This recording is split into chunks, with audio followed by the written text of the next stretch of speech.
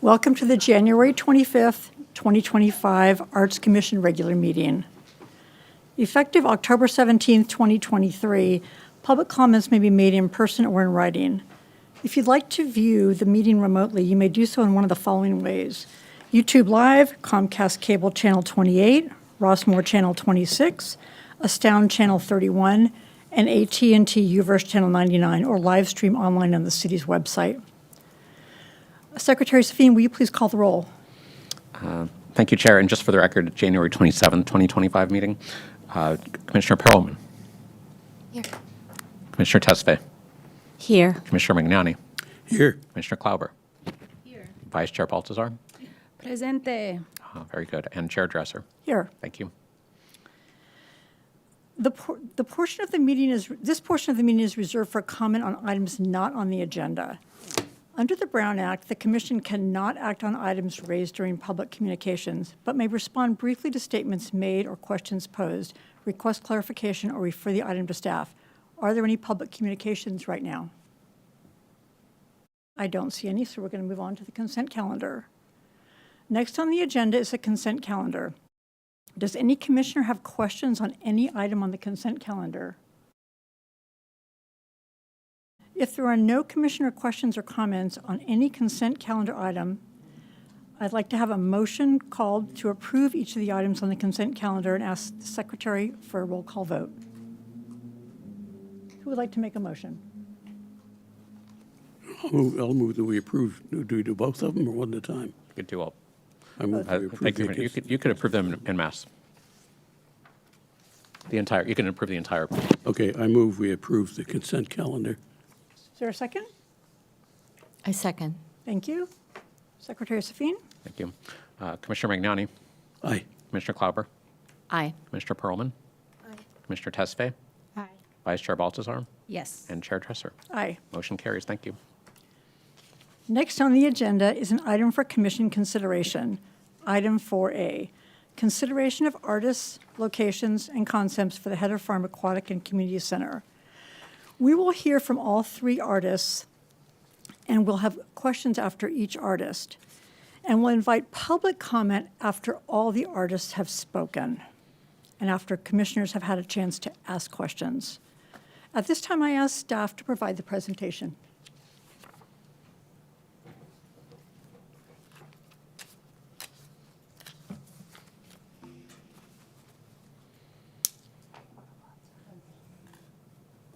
I was giving you trouble.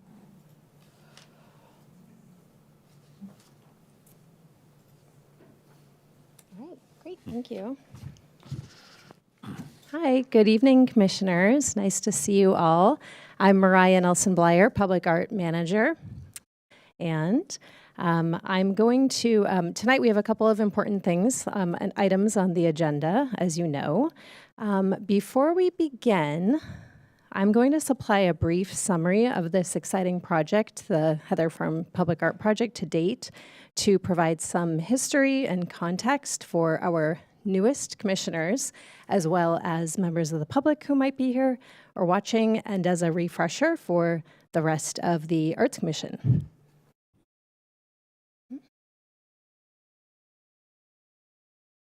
Actually, do you want to?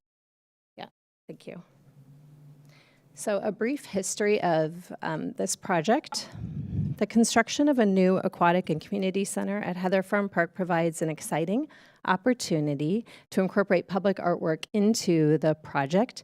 This is one of the most utilized facilities in the city. This project has triggered the city's 1% for public art requirement, and incorporating artwork into this substantial building project will fulfill the mission of the City of Walnut Creek's public art program as stated in the Public Art Master Plan, and I quote, to integrate art into the city's everyday environment and build a dynamic, exciting, and engaging place to live, visit, and do business. Through public art, the program aims to make our public spaces more welcoming and to create a dialogue between artists and the community that honors our ideals, histories, and shared values. These proposed projects will reinforce the city's commitment to enhancing the community with engaging art that is accessible to everyone. So, and then a brief overview of the timeline of this project. Hard to believe that just over a year's worth of work has been put right on one slide in little bullet points, but here we go. So you'll see on your screens, October 2023, the Arts Commission recommended a public art project and budget be established in conjunction with the new building project at Heather Farm Park. At the same meeting, the Commission appointed the Artist Selection Panel, informally known as the ASP. In November 2023, City Council approved $953,500 for a public art project budget for the new Heather Farm facility. In January 2024, Public Art Committee and Artist Selection Panel provided feedback on the request for qualifications. That was then drafted and published in May of 2024. July 2024, the RFQ closed, and with 161 artist applications, staff identified the most qualified responses, and the ASP selected 10 applicants to participate in interviews. At its meeting, the Arts Commission approved site locations for potential art projects as well at that same meeting. In September 2024, the ASP interviewed 10 applicants, and after that, they invited 5 finalists to present formal project proposals. And finally, in December 2024, the ASP reconvened again to review formal artist proposals, and afterwards, they recommended 3 artist groups to present concepts to the Arts Commission tonight.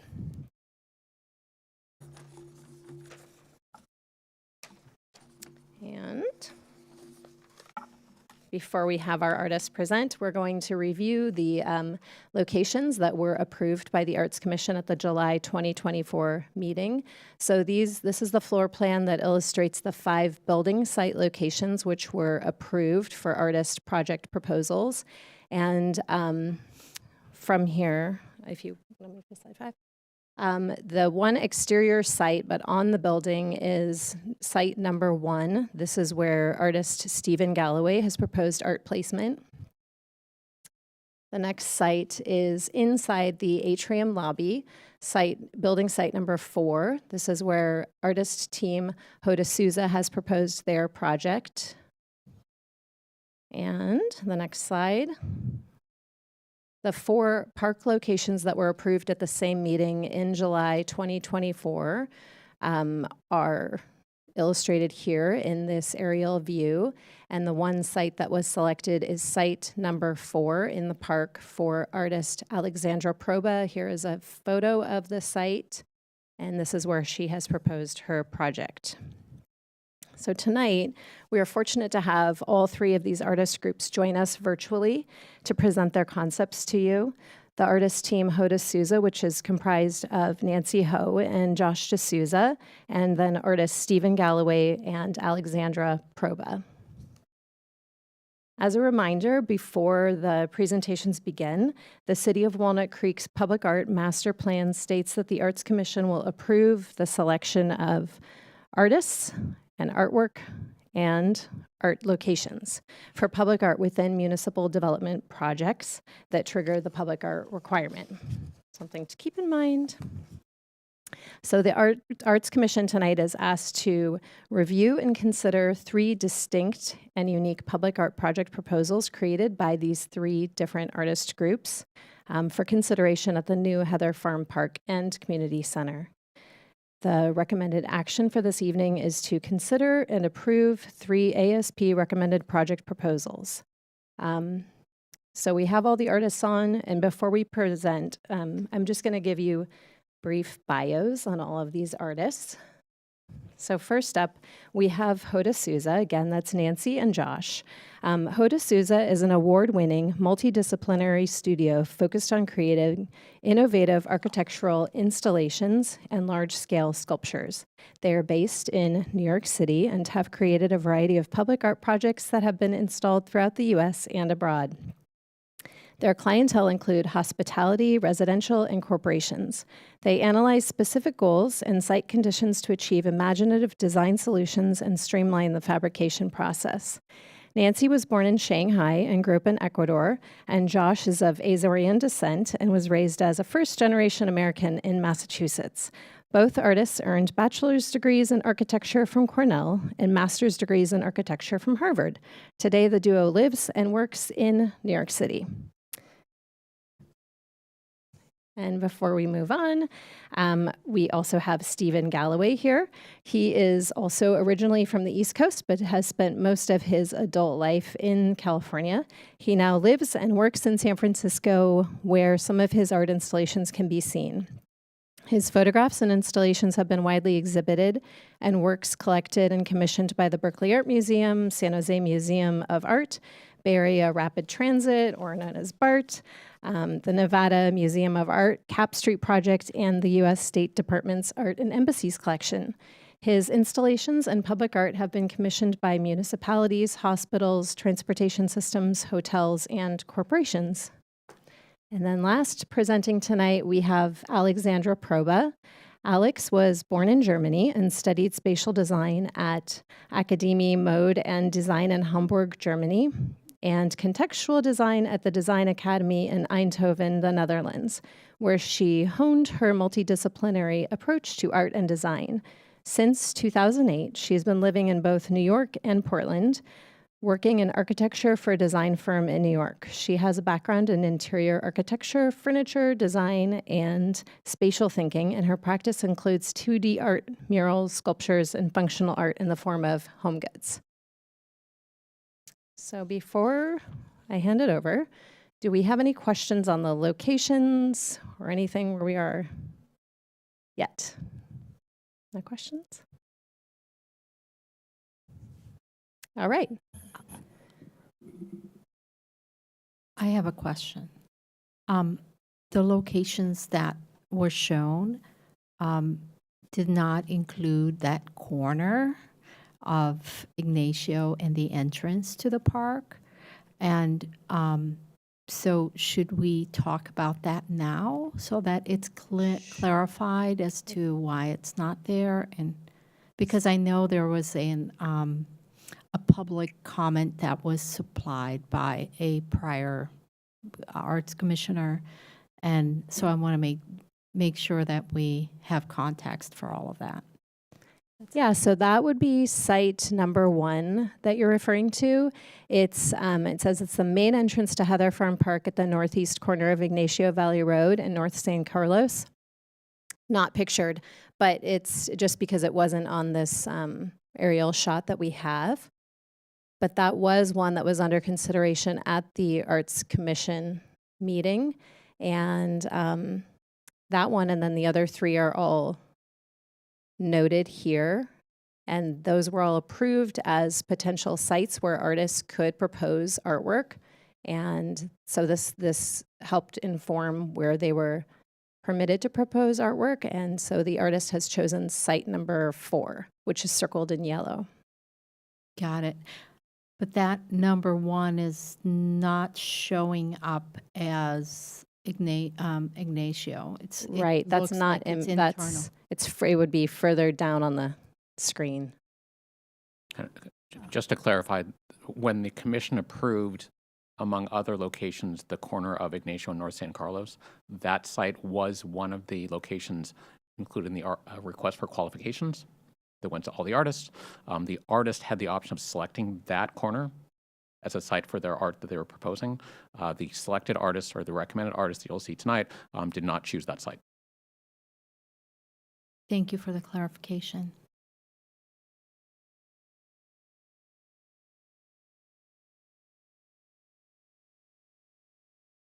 Any other questions before Mariah proceeds?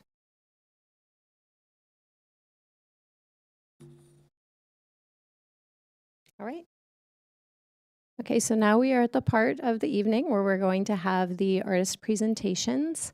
And as a reminder, the artists have up to 10 minutes. It doesn't mean they need to take the full 10 minutes, but up to 10 minutes to do their project proposal presentations for the park. And after which that will be followed by questions from the Arts Commission, and then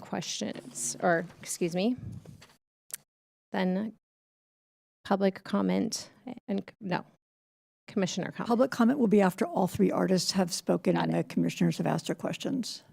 Got it. Right, afterwards. So we appreciate all of the artists staying on the Zoom for the full duration of all other artists' presentations. All right, so with that, I'm happy to welcome Nancy and Josh, who are joining us from the East Coast. And hi, everybody. Hi. And welcome. And then I'm going to hand it over to you. You have share screen capabilities. Can I just for the purpose of our visual, Stephen and Alex, you don't need to have your camera on if you don't want to during the other artist presentations, but you're welcome to just put on mute and you can just watch us in case you want to do something else. Thank you. Thank you. Good evening, everyone. I'm Nancy Ho, and this is my partner, Josh D'Souza. Thank you for taking time to meet with us today. We'll go ahead and share our screen. Sorry about that. Okay, so our proposal is called Poppy. Poppy is a suspended ceiling-mounted installation inspired by native wildflowers that add a pop of complementary color and form to the lobby of the new Aquatic and Community Center. This surreal, oversized floral landscape tapers in harmony with the pitched roof and exposed trusses of the center, while a palette of orange, pink, and yellow evoke the vibrant hues of the California poppy. This piece is composed of lightweight structural frames and cord. Poppy's design allows it to take on a dramatic footprint within a very open and airy site, while its transparency avoids obstructing one's views and appreciation of the grandness of the architectural space. We really aim to create an immersive environment that connects visitors with the immediate architectural context, the community center, as well as the local ecosystem that surrounds it. The project's unique modules are designed to vary in scale and color and form, and together it celebrates the beauty that's inherent in nature's rich variety, as well as the dynamic acts of growth and blooming that occur in nature. Here we can see what the space is like looking above, looking towards the pitched roof. And just a flatter version of that, so we can see there's a distance and consideration given to the fans that are also in place there. So the centers of each poppy are what needs to avoid the fan. The fans are above up here, and the poppies actually line up with the lower drop ceiling that is set within this space. Hey, Josh, I'm sorry to interrupt you. Can you hold a second? The volume here is a little bit too low, so we're trying to adjust that. So this won't count against your time. So please hold. You need to turn the volume up. Let me see if I can turn it up over here too.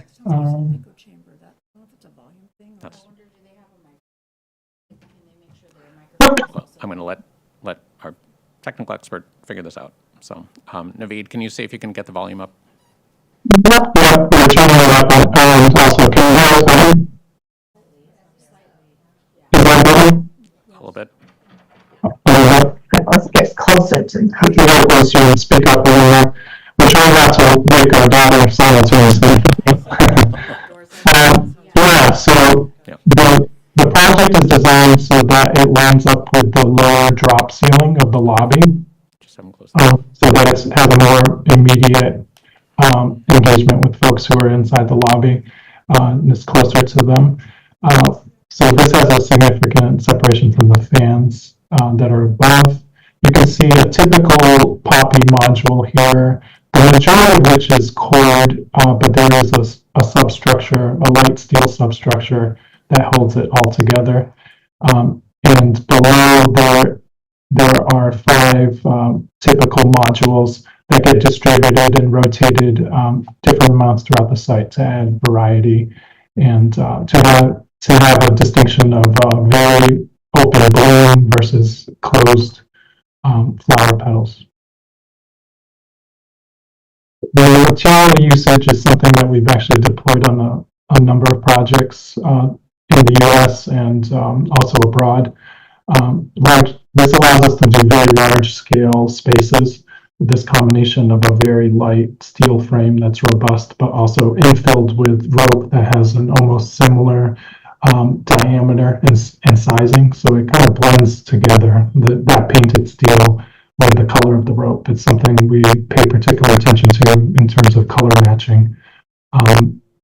The attachments and the detailing are something that will work with the architect hand in hand. We actually both have architecture backgrounds, so this is a familiar territory for us, and it's pretty straightforward in terms of those attachment points and coordinating that. In terms of the timeline, we are estimating approximately 9 months plus the amount of time it takes for the permit from design development to the installation. And this is a project that we will work closely with the architects to coordinate any substructure required for suspending the pieces and the precise location of each poppy. In terms of installs, pretty straightforward. The durability maintenance, this is an indoor project and we'll be using exterior grade paint. So we don't have concern regarding the finish quality over time. Don't really see any issues there. And the polyester ropes are also highly resistant to UV exposure. This is a rope that we work with in particular because of that characteristic. And there isn't much direct sunlight anyway within the space. The total budget for the project comes in at $237,000. And yeah, we're just really excited about the potential of the project and how nice the space is. And I think it could be a really great installation.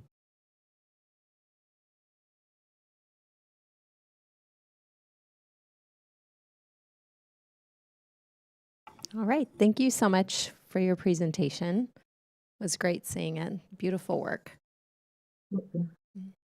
I'll stop the sharing now. Or we could keep it up in case there are any questions. Oh, no, the questions at the end. After Oh, okay. So we'll Yep. stop sharing. We'll do questions now. Might help to keep the screen up. Okay. Yep. Okay, sorry. That Commissioners are ready for your questions. Who would like to ask questions first,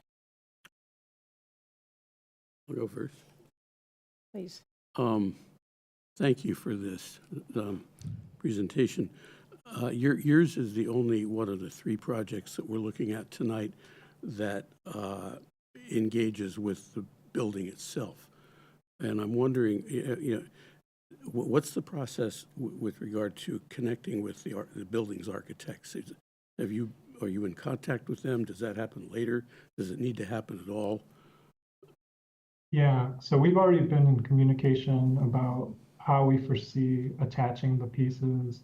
And essentially, the plan is to coordinate the blocking that would go between joists in the ceiling, in the roof structure, for the locations that we provide to them. So it's going to be a pretty straightforward process. We'll have anchor points at those blocking locations, and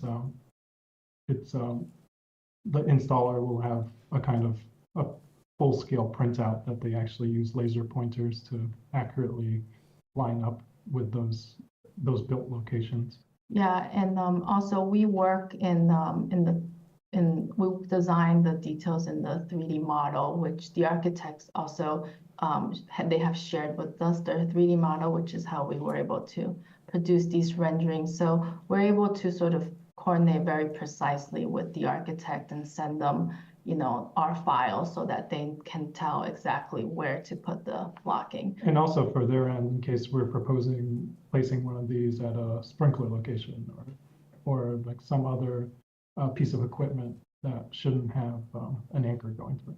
Yeah, in a lot of our projects, we collaborate very closely with the architects and the contractors. So we're very confident that this would go very smoothly in that sense. You want me to run my full thing? I've got a couple of more sort of more practical questions. The other view that you showed us has them all at the same level, and this one looks like that one, yeah. And the one we've been looking at, it looks like they're at different levels. Or which It's actually the same. So it looks like it's at different levels, but actually this is all at the same level. Okay. It's just because of how they're spaced. Okay. So here we can see a kind of flat projection, a reflected ceiling plan. So they're spaced apart from each other in a way that there's just enough variety in their forms. Some are pretty squat versus others are lanky, and it's just kind of a variety, and that's what gives it a feel that it's kind of bouncing, that they're kind of at different heights, sort of like the way it would be in the field. Right. Okay. We So were trying to get it so that it wasn't didn't feel too flat. okay. So help me understand the rope. I know you've worked in that material before. It doesn't look like rope in these drawings. Yeah. How does that work? So it's So maybe to show, we've actually done the project also. Maybe let's show the photo. so this is just like a kind of detailed photo, but we can also do, if we go to just our website, Yeah. it'll be easier. I mean, I'm just having trouble kind of conceptualizing how that Sure. rope looks so fragile and delicate. So the rope is pretty thick. It's a 1/4 inch diameter. So for example, we try to get the structural members to be as close in diameter to the rope. It usually has to be a larger in diameter than the rope, but get it close enough and get the color to match as closely as possible. So the structure to this is really just, there are like these lower frames that have rope that get kind of stitched into them. And there's an inner frame, and then there's just a few verticals. Yeah, it's a bit hard to see because we purposely try to make the structure look almost the same thickness as the rope. So, but if you look very closely, some of the vertical members here are a little thicker, and that is actually steel. Those are painted steel bars. Yeah, and we use steel just because if we were to use aluminum, all the members would have to get thicker, and that kind of that game of trying to really get it to feel like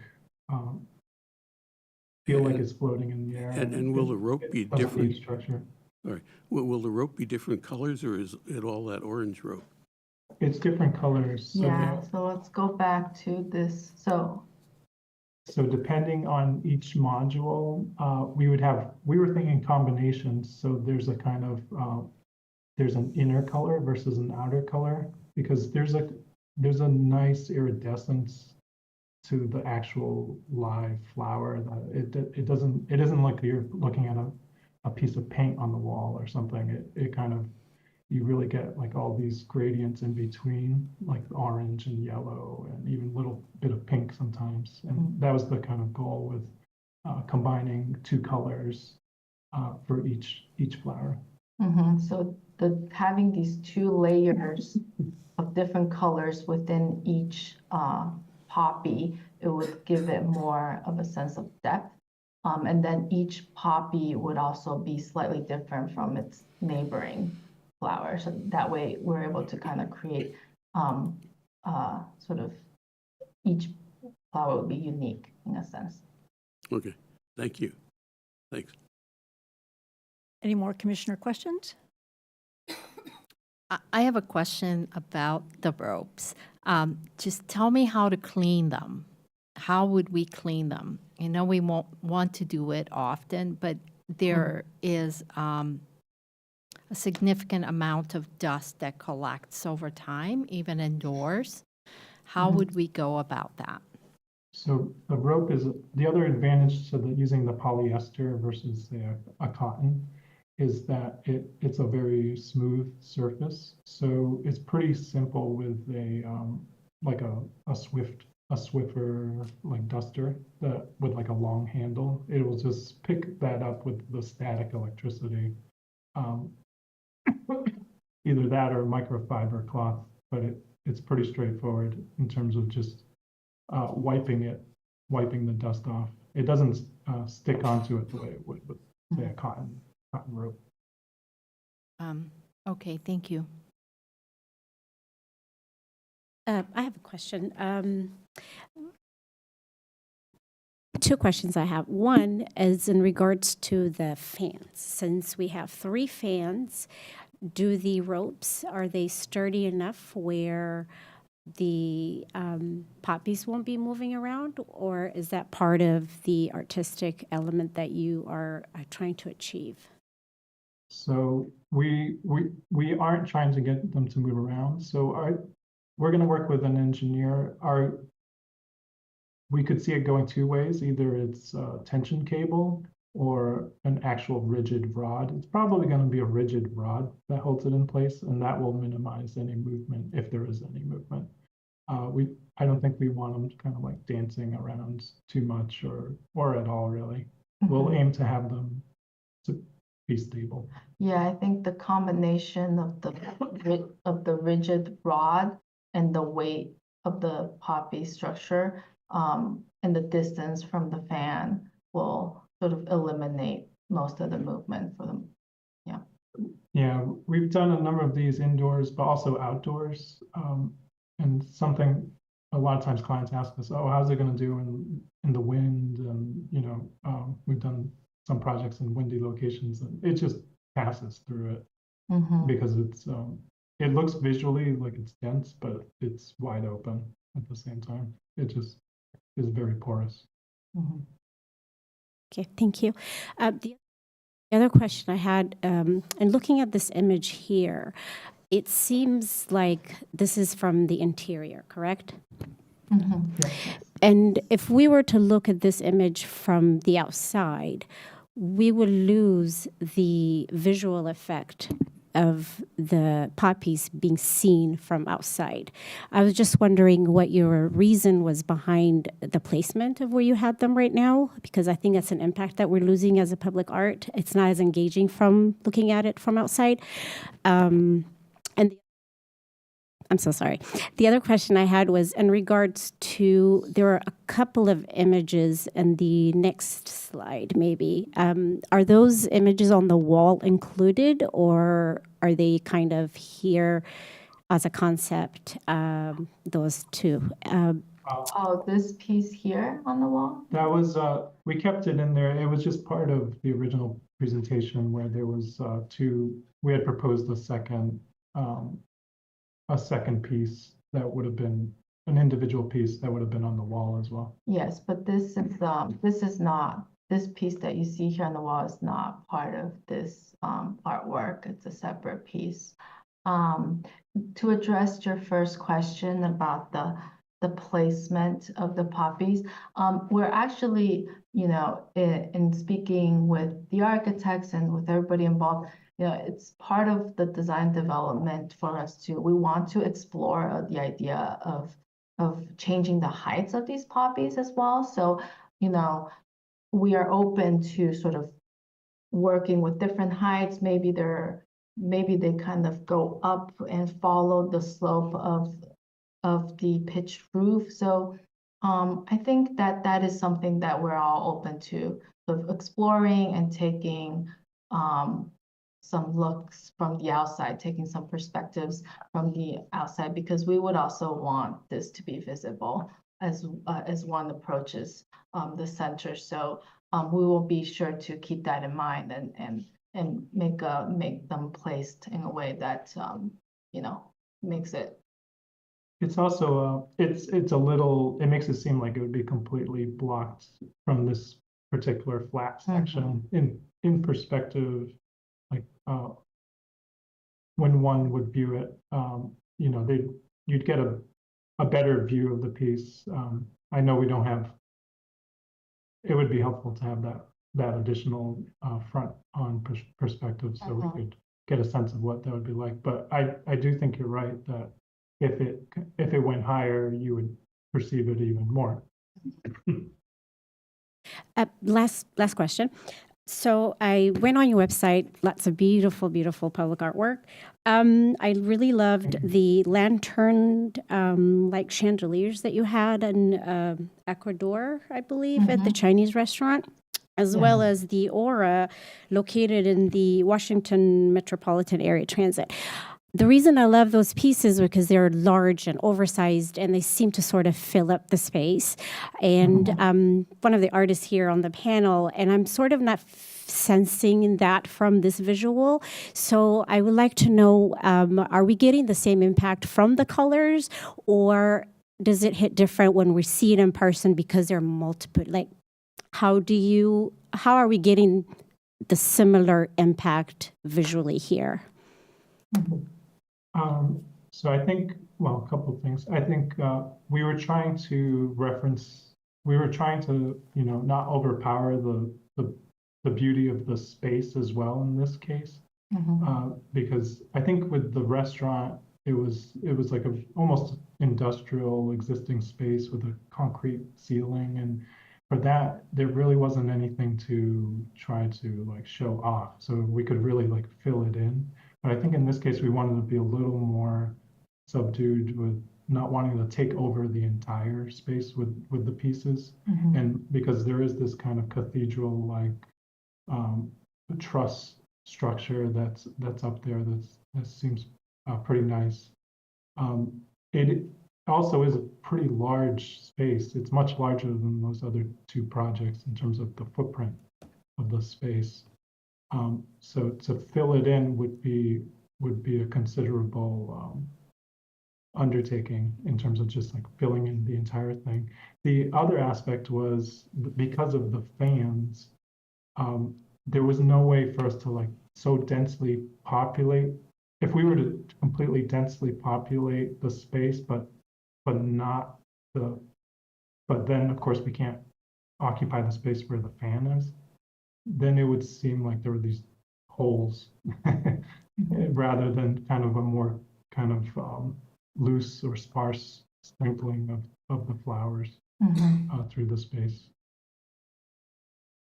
Do you have an idea of how many of these flowers we'll have? I believe it was 50. Was it 53? That's the. Sorry, a month ago I would have known exactly. It's this point I would have to. It's exactly what we see here. So 5, 10, 15, 20, 30. 35, I guess my question 40, actually is, 47. okay, will we be getting the same amount of flowers that we see in the conceptual, what you're showing us here, or in the contracts? Okay. Yeah. There might be like, we have to shift one over an inch or two because the architect needs us to, but yeah, we would try to just make it look the way it is in the renderings.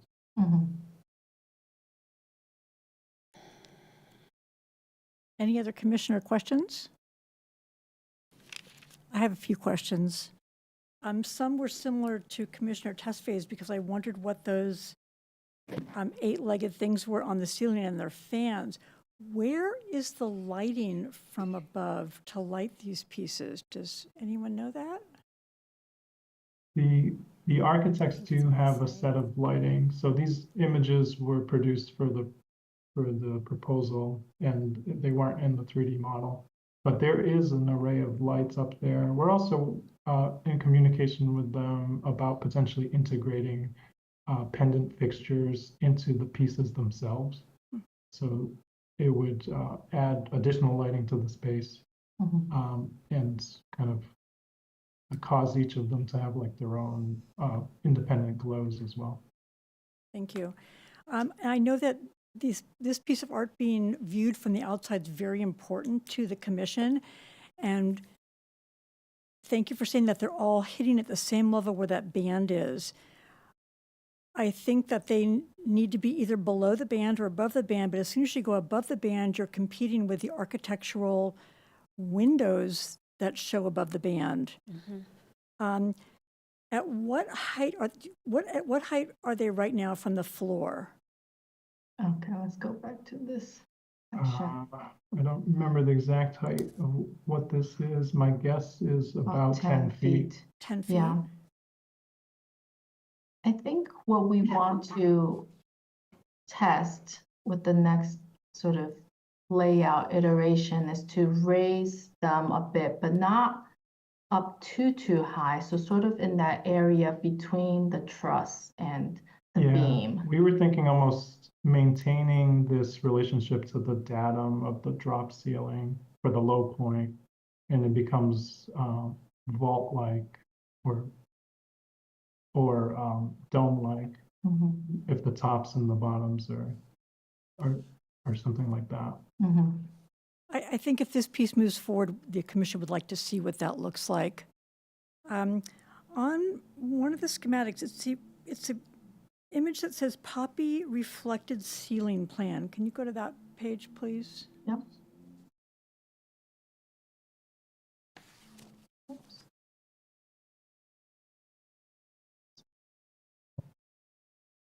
What can you talk about this view some more? The poppies they don't look strong when you look at this view. Is this from somebody lying on the floor looking up at them? This is essentially like a floor plan, but it's a ceiling plan. Yeah, it's like somebody laying on the floor looking up, but it's been flattened out completely. So it's almost, so this would be what human perception would be like, but this is more like architectural drawing, just for identifying. It was just more about the center points to make sure we were maintaining a distance from the fan blades. Okay, thank For you. the center points. Okay, I think you've answered all my questions. Between the commissioners have picked up lots of them. Thank you very much. Thank you.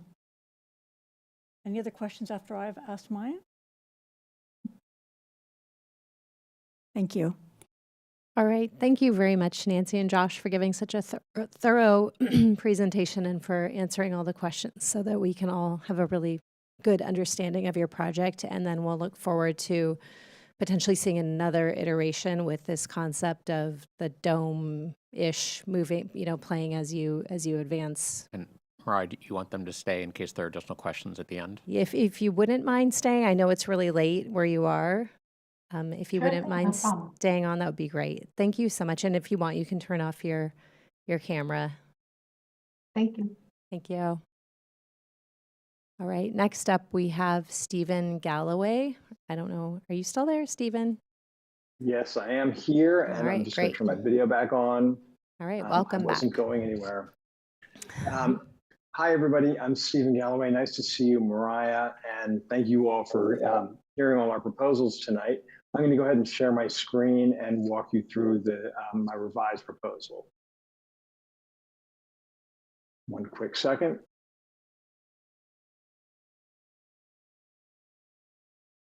I think that does it,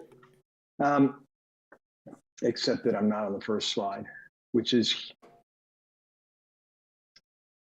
right there. So I'm proposing a piece called Waterworks, which is a public art proposal for Heather Farm Park. It's an exterior piece, and it's a site-specific mosaic mural. The site that I'm designing for is the exterior wall of the changing room that leads to the aquatic center. So this is where, up in this corner, upper right corner, is the circular road where people drive in and they do drop-offs. And then this is the whole entry plaza for both the community center and the aquatic center. And to enter the aquatic center, people can either cut across here or cut right in front of this building, which is the changing room for the aquatic center. Now, to begin with, this aquatic center is almost kind of a utility building in certain ways. And then right there on the plaza, there's this great big, very solid monolithic wall here. And I was really interested in how much potential that had for really being a site that of impact for people as they arrive at the site. Really trying to transform that thing that you look at as you drive into the site. So here's an idea of this is a 40-foot long mural, 8 feet tall, actually integrated into that wall, made out of glass and ceramic mosaic. The goal of this piece is to, the goal of this piece is to create a captivating public artwork that really energizes that entryway experience at the new aquatic center and community center. So what I'm trying to do with the imagery here is use this horizontal stretch of wall to reimagine Walnut Creek, the creek itself, in a more primordial state, sort of free from the concrete channels that most people end up experiencing it. Another closer view. This imagery is just imagery that I've created similar to my work that acts now as a stand-in. The way that I make my public art projects is that each one is very specific to the ecology and the site and the place where the artwork's going to live. So I have to create a whole new artwork that will become this mural. I'll talk a little bit more about my process for doing that, but I do want you to be aware right away that this is sort of an indication of the direction that I would go, but not necessarily the final artwork. In talking about the integration with the building, this is a section of that building, and you can see here that what I'm asking the architects to create is actually a chamfered niche that goes back into this wall. The artwork itself sits back in the wall about 4 feet from the front surface. I'm sorry, not 4 feet, 4 inches from the front surface. And I'm also asking if we can design the niche so that it's not a squared off niche, but rather chamfered and comes in at this angle, so that it just really creates a really beautiful frame for the artwork, and the artwork sort of becomes one with that wall.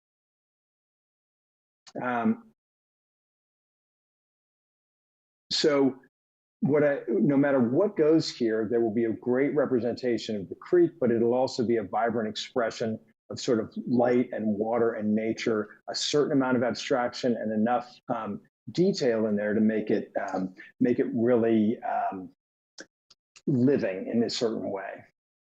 What this comes from photographic work that I've been doing for a number of years. And I make these photographs in the studio. This is a piece called Arcadia. And so the way that I work in the studio is I have a really large tank. I create these sort of installations or dioramas, if you will, that are made specifically for the camera. And I control what's going on with the water, what's being reflected in the water, exactly how all the light and shadow falls. And I've developed a lot of different techniques for creating, sort of these magical, believable, unbelievable views of nature. Now, for this piece, I would be creating something, a whole long photograph, 40 feet long, that would then be somewhat abstracted a little bit and broken down to sort of these sort of colored areas. And then I would work hand in hand with the great mosaic artisans of Meyer of Munich, who I've already been in contact with. Now, Meyer of Munich is a custom stained glass application and mosaic firm in Germany who've been working with mosaic and glass for about 170 years, creating projects all over Europe and North America. The artisans there take my ideas and they really transform them and make them something, magical and unbelievable. Now, to give you a little bit better idea of, of the kind of content that I really want to get in there, I want to talk for a second about this, this little riparian area that actually exists right near the new Civic Center and throughout Heather Farm Park. Water's super important there. There are natural waterways and lakes. There are human-built and human-managed waterways and lakes. And then, of course, it's an aquatic center, so there's going to be actual, pools built specifically for athletic purposes and recreation. There's this little tiny stretch of natural creek that comes down from the big, not the man-made lake right behind the community center, but just a little bit to the north of that, the other lake that's surrounded by so many reeds. So this little tiny creek comes down through there. And that's what started to give me the real inspiration for this piece. So these are some of the kinds of details that I would love to have in this artwork so that we can really see what would something that is very much of this place, sort of the Ignacio Valley, this area between Mount Diablo and Briones Ridge, and just part of that whole watershed, and how do we make something that's going to make people feel very grounded and very much in that place. So these are really photographs right from the site. Now with something like this, these are details I'd love to incorporate in the mural, but by working in the studio, I get to control all the light, the shadows, and what's reflected in the water, so that I create something that is really kind of an imagined space, but really kind of magical. As I said, I would be working in the studio. I work in a place this is my older studio, but you can see I'm working with the setup that I've got set up with water and things like that. My images, I make photographs like this, and you can see on the left, I have reflections of all these overhanging leaves and things like that. And you can see for these round pieces, I'm just working in a 4-foot kiddie pool. And then it ends up making an artwork like the one on the right. And what's going on with the water, whether it's moving or whether it is still, what's reflected in it is really important to me. So these are a series of photographs, and the water's all moving, but it's got this great reflection of Mount Tam in it. So that's the way that I work. I would work on this photograph starting sort of at one end and completely creating a whole series of dioramas that lock into each other and to create a 40-foot mural. And then I would go to Germany work with the folks over at Meyer of Munich. This is a picture of one of their mosaic studios where they're working on a series of pieces that were made by Kiki Smith. Just to give you a quick idea about what they can create, this is one of those Kiki Smith murals, and you can see all the different kinds of techniques that they're using in order to create this really vivid surface in the water. Another piece from that same series, this piece is much more stylized and abstract, but what's really cool about this that I want to bring into this mosaic work is the variety of types of materials and techniques that they develop custom for each artwork. So that's the advantage with working with these people, is that in the end, you get this artwork that is truly, truly one of a kind. Just briefly, I wanted to review, I have a timeline of how I would go ahead and get this piece done. I think it takes about 18 to 21 months overall. I've researched on the site and talking to different kinds of naturalists and things like that for about a month. And then it takes me about 6 months to make this series of photographs. And then I go to Munich and work with the artisans there, and then they take over and create the whole mural with us in sort of distant communication the whole time. Meyer of Munich creates the mosaic. They ship and pack the mosaic, and they send a team out to install the mosaics. So they are sort of the whole package soup to nuts for creating this. And they've done this successfully with public art projects all over North America. And then briefly, the cost of doing this whole project, our budget, as proposed, is $344,000. That also includes a 10% fabrication contingency, sales tax, and all other costs. But it does cover everything: materials, fabrication, design, the whole deal. And that is my last slide. I'm going to go ahead and get it out of this view so that we can perhaps talk a little bit more here. Are you all still seeing my PowerPoint screen? Yes. Okay. Do you want me to leave that on, or do you want me to cut it off? Why don't you leave it up for questions? All righty. Thank you very much for that presentation, Stephen. Thank you. I'm ready for commissioner questions. Thank you. Now, this mosaic, this will be glass and ceramic? Yes. And will certain. Go ahead.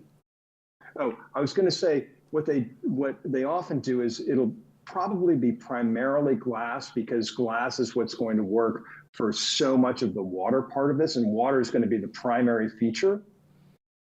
But if, for certain kinds of rocks or branches or different elements like that, they'll oftentimes decide, okay, well, we can create a little bit of relief in this piece and create a different kind of look by custom making a ceramic tile to convey the idea of a stick or a particular rock and things like that. Well, you anticipated my next question, which is it flat, or is there relief incorporated into it? There is some relief. I think that if it was just straight glass mosaic, it would be about a ½ inch thick throughout the whole thing.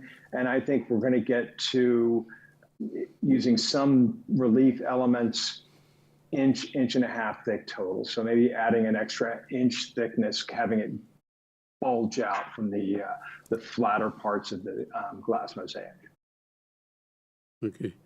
And then it's at the Aquatic Center. I'm just wondering, how visible would it be to people who are not at the center but are maybe passing by or a distance from well, it? in fact, people do at this site. I'm going to quickly just go back so you can see the orientation here. So you can see here in red, it says art site, and then there's this rectangular box over here. This is it faces out to the whole entryway of the community center. So when people drop kids off to go to the Aquatic Center, they drop them off on this curved road, and those kids will cruise right across this little plaza to get to the Aquatic Center. Now, the pools and things are all back here. So this is really the main public welcoming area to both the community center and the Aquatic Center. Okay, then just one other So thing. it'll be, Go ahead. go ahead. Well, no, you finish that, and then I'll give you the next. Oh, I just wanted to say, this is what's going to be facing you as you drive into this arrival court here. You're going to look right at this wall. And so what would normally be just a completely solid monolithic wall of a more utilitarian building will actually become completely brought to life with this. Yeah, I was actually wondering about people who are at Heather Farm but not going to the Aquatic Center, the community center, but they're out on the lawn, or they're in the playground, or they're just driving. Okay, through. that's right. And so that would be behind all this. So if you're at the playground, you won't see this. You're Okay. right, because the playground is further south from this area. Okay. And then just finally, there's a planter in front of it, and then of course there are cars going around the turnaround. Is there any concern that planter is going to interfere with the piece? No, I don't think so. Now, as shown in this, doing the best we can do to create a rendering for something that hasn't been fully designed or anything, we've got a more shrub-like tree here. The plan is that this planter is planted up but that there is a tree, and from the designs that I can see, the tree is, there is a top canopy, but it doesn't have foliage going down to the ground. So it's trimmed up. You have, 8 feet of trunk or whatever, and then you have canopy up above that. Got it. Okay, thank you. I have some questions. I think you may have answered one of it, which is, would it have texture? And is this something that folks can touch because they will be touching it? And is there any way to protect it? And the other question I have was, in your proposal, you mentioned that the mural will invite visitors into the realms of abstraction and wonder. And I just wanted to know, as an artist, what you mean by that. Looking at your piece, I think your process is beautiful. Just the way you're talked about and articulated, your concept is gorgeous. I am concerned, though, that because of the area and with water and rocks and all that being present, what sets your mural apart? How can folks drive by and stop and talk public art? Or what is, I feel like it competes with the surrounding area. So I was wondering how we can make a difference in visually to make an impact. Okay, so your first question is about the physicality of the artwork. The artwork can very much be touched, and the artwork will have texture, and it can be felt and read throughout. Now, as far as protecting the mosaic, mosaic is incredibly durable material. There are mosaics that are thousands of years old that have been covered with dirt or covered with ash and uncovered and recovered and uncovered, that have been floors and walked all over. So they are super, super durable, and they are easily maintained. They can be cleaned just with water, or with just a very, very soft, gentle soap if necessary, if there's any grime. But as far as really protecting the piece, that's one of the main reasons that I like the artwork also to be built into that niche, so that it's back from the front of the wall. So if somebody is dragging a rolling suitcase alongside of it and they run into the wall, it doesn't hit the artwork. So that there's not an ability for people to just jam themselves right into the artwork, but you can easily reach forward and touch it. And I think it's great. I really look forward to that. This is, what I am proposing is a real transformation, a couple steps away from what we actually see in nature. And perhaps I can clear this up. With my photography, I work a lot to carry a lot of really super fine detail. And that is evident in my work, and it's been important to me in my work. By having that completely transformed into glass mosaic, there are a couple of steps of abstraction that sort of break it down, make it a little bit more graphic, and then you develop these patterns of all these different reflective surfaces that are not one uniform surface. So it's got a kind of glitter to it in the way that it actually interacts with light. Just very briefly, speaking of interacting with light, I did want to mention an element we've been talking to the architects about since making these renderings, and that is that the architects are planning on actually creating a little canopy that comes straight out here on their building. And so the reason why they want to do that is because if there are people who are waiting around to get into the aquatic center, say before it opens, you drop your kids off and they're waiting. If it's raining or there's inclement weather or anything like that, they want to be able to stand under here.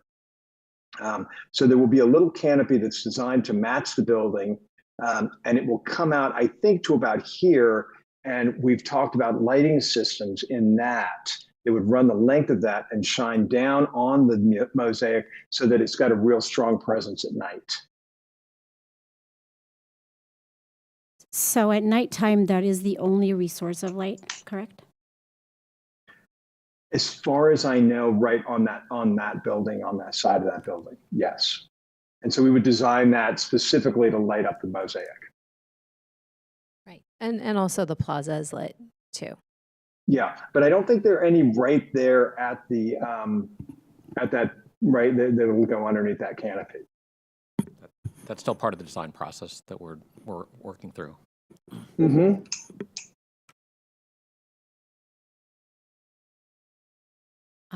Thank you. Your presentation has been amazing so far. Thank you very much. Thank you. How, looking at your concept, is that what we're going to get? Like, you know, you talk about making it into a mosaic, but now I'm looking at a mural that I'm loving this. But is that how realistic is what we're seeing versus what we will get? And you mentioned that there is going to be 1 inch off of the wall, but when I look at this image, I see boulders, huge rocks. So how, you know, if it's only 1 inch off, it looks like these boulders are coming at us, but they're not going to be, right? Like, so how, Okay, where so- do I see what are we going to get? I think we've got a couple of questions here. One is I just want to try and explain this a little bit further, and that is that this is I'm going to be creating something wholly new for Walnut Creek that's going to be specifically about this place. That won't make sense anywhere else in the same way that it makes sense here. So first off, I do imagine green in my palette, which I don't have here. Because if you look, there's all these different greens in the reeds that grow all around the waterways, actually at the park. And there's different kinds of algae and different kinds of little aquatic plants that, if it's really healthy, that they're all living there and they're all vibrant. So there's a little bit of a different color palette going on. What I think this image explains best is probably the visual action that goes on in water, how there will be different kinds of reflections coming off the water. And I think probably the percentage of water that's represented in the piece will be similar to this. Now, what you see in terms of the rocks and things like that, the depth in this particular picture, the depth that comes from those different things comes from light and shadow.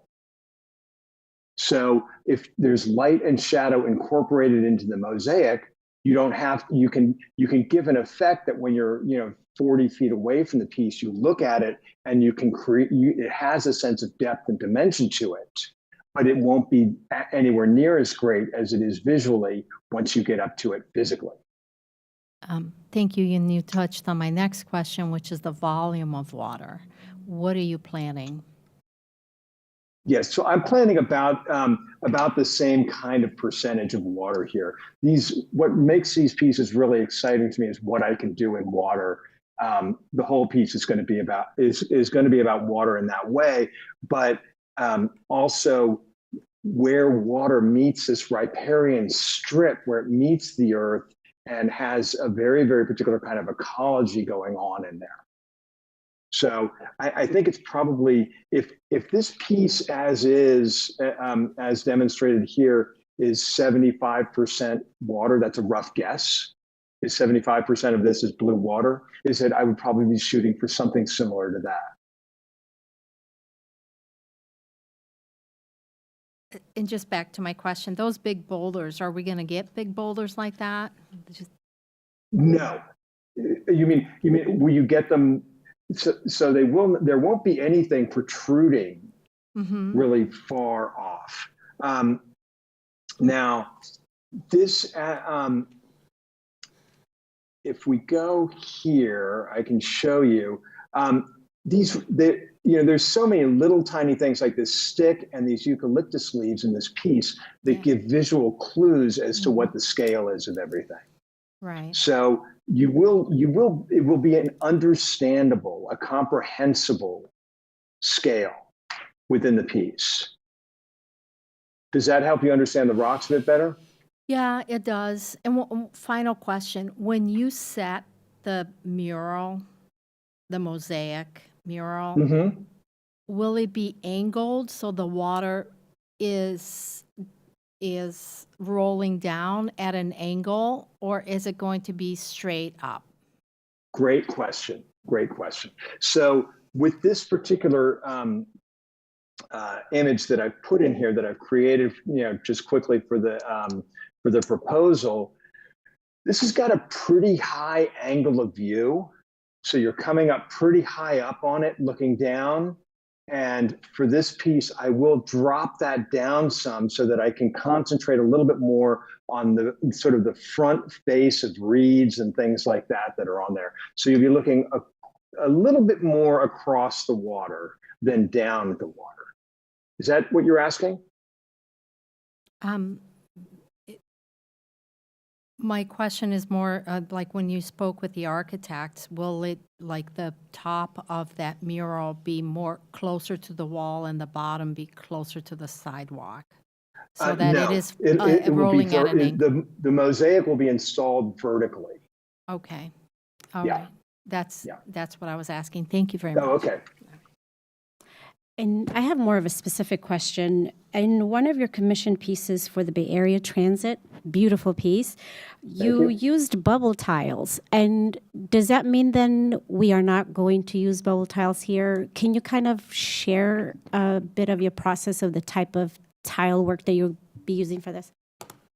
Okay, so this will be a mosaic piece, which means that it will be made of gazillions of custom cut pieces of glass mosaic called smalty, these little pieces that will all fit together in order to create this. It will not be a geometrically regular thing. Like, it's not all going to be made out of square tiles. It'll be made out of lots of different pieces that all fit together.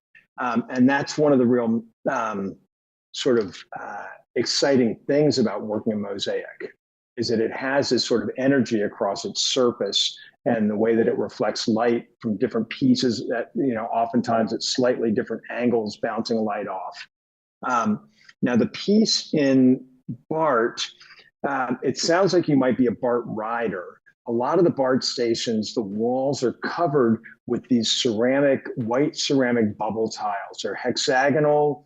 They make the wall look like a beehive. And in the center of every hexagon, there's a bubble that actually protrudes out about 3/4 of an inch that's molded in there. I didn't use tile in that piece. What I did was in the artwork, which is on glass, is I actually incorporated a trompe l'oeil effect that made it look like it was made out of bubble tile, because I wanted it to tie in with the building architecture in that way. Okay, thank you so much for sharing. Any other commissioner questions? I have a couple of questions. How will this piece respond to earthquakes and kind of regular expansion and contraction of the soil that we have quite frequently in Walnut Creek? That is something I'll be reviewing with the architects and the engineers, but it will go with the building. So it depends also on how the building will be built. So it's certainly something that we'll bring up with the architects and engineers. And how will the tiles be connected to one another if they're very small pieces? Is there grout in this piece? Let me just pull up another visual here really quickly. So a lot of times they are just fitted to match. So they're all, they'll, the wall will be constructed to be able to receive the mosaic, which means that once the niche is designed and they build the whole wall, they will lay in a layer of, first a layer of waterproof membrane, and then they'll put in a concrete backer board, and that'll be fully attached in a very specific way to the building. And so there will be a perfectly flat, solid, hard, quarter-inch thick concrete board in there that fills the whole niche edge to edge. Then the mosaic comes in big chunks that are shipped over from Germany and that will fit together, and then the installation team will put all those together. You can see here on this image on the right that I'm showing you, they've got this paper tape coming through here. So they're laying out all the tile, but that paper tape is going to be the edge of one section. And it's irregular because the tiles are all irregular. So they'll bring that section, they'll adhere that section to the wall, and then they'll slip in the next section, which fits, you know, hand in glove right up in it next to it. Thank you, a giant puzzle. Yes, thank you. And this piece, from what I can tell, is going to be on the north side of the building, so it's not going to get a whole lot of direct sunlight to light it. You're aware of that, right? Yes, I am. Okay. I don't, it's not, there's nothing that's really going to be casting a lot of shadow on it. It's all those redwood trees there are going away. So it's going to be a pretty open plaza area. So the sun is behind there. I think that it's going to be it's going to be super vibrant, you know, and very colorful. So I don't think it's going to have a problem standing out during the daylight hours. Thank you. And also, how does it get cared for if it gets graffitied and or a bike runs up against it, or someone at night vandalizes it in some way and breaks the tiles? The bicycle issue is really mitigated by building it back in that niche to begin with. So you can't, and one of the things about having the niche not be a square niche, but rather an angled niche going in, is that you can't skateboard on that corner. So that's out. The graffiti, I think, is probably, you can clean the graffiti the same way you can clean graffiti on glass, as far as I know. And as far as breakage of work, if somebody comes after it with a hammer, which is, I think, perhaps what you're suggesting, something of that nature where somebody actually attacks the artwork. I don't have an answer for you right now, but I'd be happy to research it. Thank you. I'm sure it's the sort of question that Meyer of Munich, I'm sure, has been asked before. Any more commissioner questions? No, thank you very much. Thank you. Great. Thank you very much, Stephen, for providing such detailed responses to everybody's questions and providing a thorough presentation so we have a better understanding of your process. If you wouldn't mind staying on just a little bit longer, sure, in case we have questions, but of course you can turn your camera off. Thank you. And hi, Alex. Welcome. Great. Thank you so much. I'll jump right in, and Great. I'm really excited to present this, and thank you for having me. Of course. Thanks for being here. Okay. So my proposal is called Echoes of Earth and Water. And I was very, very interested in like the formation of like the Mount Diablo in the background of the site, where over a million years, two tectonic plates just kept pushing at each other and just kind of revealing that mountain. But then again, also all my work is inspired by nature and always like an homage to it. And if I can do something related to it, that's kind of like my like inclination to do so. And growing up, I grew up in a household just that was super black and white. Both my parents are doctors, and my grandma was my only part that was colorful until today. She wears pattern on pattern and color. She used to be a florist, and that's kind of all my like upbringing as a kid was inspired by nature already. And I think as an artist, I love color, and I want to like color the world and create joy everywhere my art goes. And so furthermore, other than the tectonic plates, I was really inspired by the nature surrounding Walnut Creek, especially some of the endangered species of flora and fauna, and then as well as just like local species that you find every day around it, as well as the water. And then my concept, as you can see here on the right, is all made out of natural materials, different stones, marbles. Some of them, like the bottom one you can see is black, which is kind of the idea of it growing out of the ground in a way like a geode. When you crack it open, like it has color. Or when you walk around and you see concrete or rocks, but there's still plants coming through, which always like fascinated me and made me always feel good that nature will be okay. So here's just like a inspiration index that I worked with from local endangered species, but also species that are of importance around Walnut Creek. And there's like all these beautiful like flowers, but then also native stones like the basalt rock, as well as sandstone and serpentine, which is actually California's California stone. And then the palette is kind of like mixed with those inspirations. And just furthermore on this, it would be kind of like amazing if we could show like maybe there's a QR code or leaflet somewhere in the building that visitors can actually read about where my shape and colors in that abstract seeming sculpture comes from, and kind of educate anyone that wants to learn about it, but also maybe be connected to local groups that actually do a lot of work around endangered species in that area, and to help and to do more.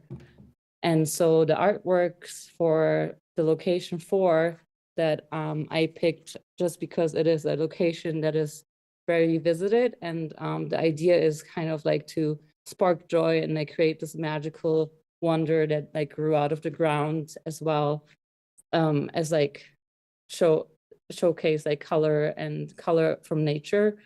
And so here you can see like the main sculpture, which has the black basalt bottom that is also polished as an homage to water and the water sources around the Walnut Creek Park and Heather Farm Creek Park. And so in that way, you can also like see like the sky reflecting. You can see yourself reflecting if you walk around the sculpture and interact with it, as well as seating that is also made out of natural stone to like sit and reflect and hang out and just enjoy the surrounding. And during nighttime, it would be nice to have them have spotlights there. And again, I think, I'm not sure about like the park hours and everything like that, but you know, in the winter time, if people go for walks after 5 p.m., there might be a nice, might be a nice idea to have them light up a little. Here's the scale a little bit more explained, which the height of it is 8 by 8.5, feet, and then the width is 8.25 feet, and then it's 5 feet in the width, and then the stone. Sorry, I'm tired. The seats are 2 people, 3 people kind of seats. That's kind of the idea to like have them scattered around. Here's like some isometric views of it where you can see the mural a little better, which is just the polish of the actual stone.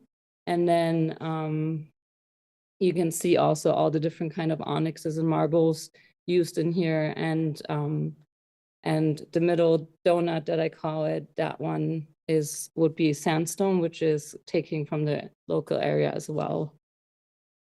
Some views of the benches, which are not the final design, just little sketches of them in different stones. And then budget-wise, it's the sculptures are actually gonna be made in the Netherlands at Solid Nature, which is they do incredible work, and they can do anything from carving to the steel framework to everything surrounding it, and from engineering and everything, full site review and shipping and crating. And then we have talked to a local Walnut Creek installer for like the site prep and foundation, as well as like, you know, the equipment rental and the install. And so everything is kind of tracked out here. And yeah, so my materials and fabrication have a lot of words. And so basically, to be straightforward, everything is going to be made out of natural materials, from onyxes to granites to marbles. And those will be selected by the color, but also by the durability for being an outdoor sculpture, but then also for, you know, some stones that have more veins are, you know, harder to use than stones with less wet veins and so on. And I think that will be all determined during engineering and material selection.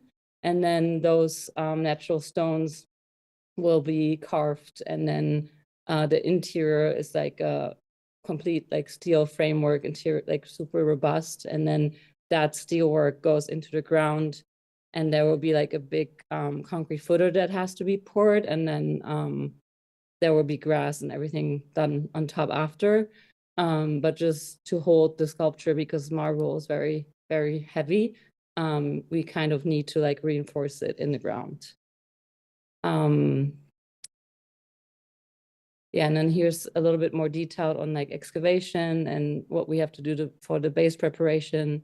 And as I mentioned, with the concrete pouring and then anchoring this whole sculpture into the ground, and then backfilling the landscaping. And then same with durability, like marble has been used for public art for centuries, and it's a very durable material with really low maintenance. And you just have to like select the right marbles and stones for it. And you kind of, you know, treat it like once a year, maybe like a car, you can hose it off with like warm water. But other than that, it's very low maintenance and highly durable. And then I had like another page about like safety and weather resistance, and that the height and everything will be hard to reach, and the openings will be big enough for safety, so a kid can't get stuck in it, and so on. So all that will be considered during engineering and fabrication.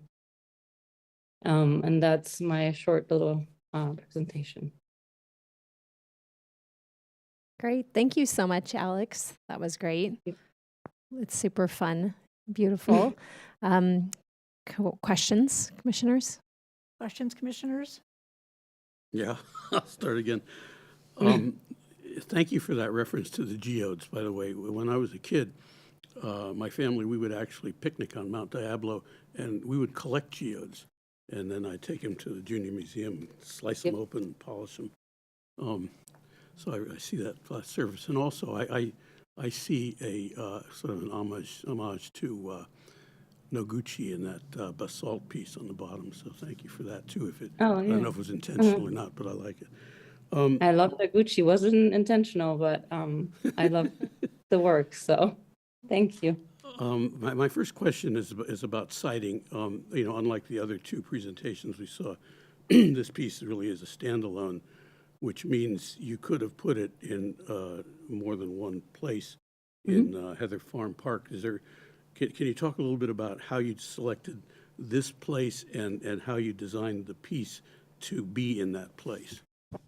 Yeah, like I personally, as an artist, like I think there's mixed opinions about it, but going to a museum and like having all do not touch signs, like that was like never my favorite thing as as an artist, but also as a kid to explore. And I think with with public art in general, but also with my works that are kind of for all ages, like my niece and nephew enjoy it because they see something in it and it's colorful and vibrant and magical. And then another person sees something completely different. But the nice thing is if people experience my art and you kind of have like, not just like art visitors from museums, but also like the general, I call it like general randomness, general humanity, be able to like explore it and, surround it and have fun with it in a way, and be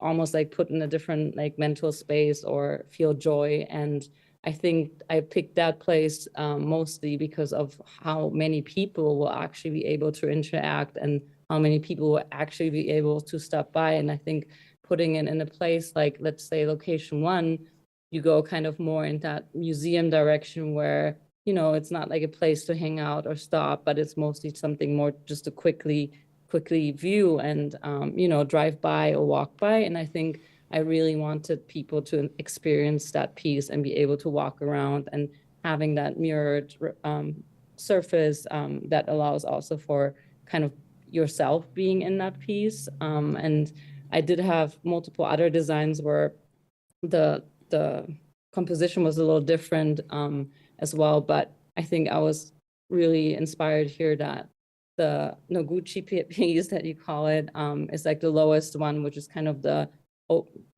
base where you just cracked open the geode, but also the one that's growing out of the ground, kind of like like Mount Diablo of the tectonic plates. And then you can be part of the art by looking down, but also the sky is part of the art because of the reflection and the horizontal cut. And then that also was the homage to the water that's right next to the site. And that was like a big important part for me too, that being close to that water, the pond. Thank you. The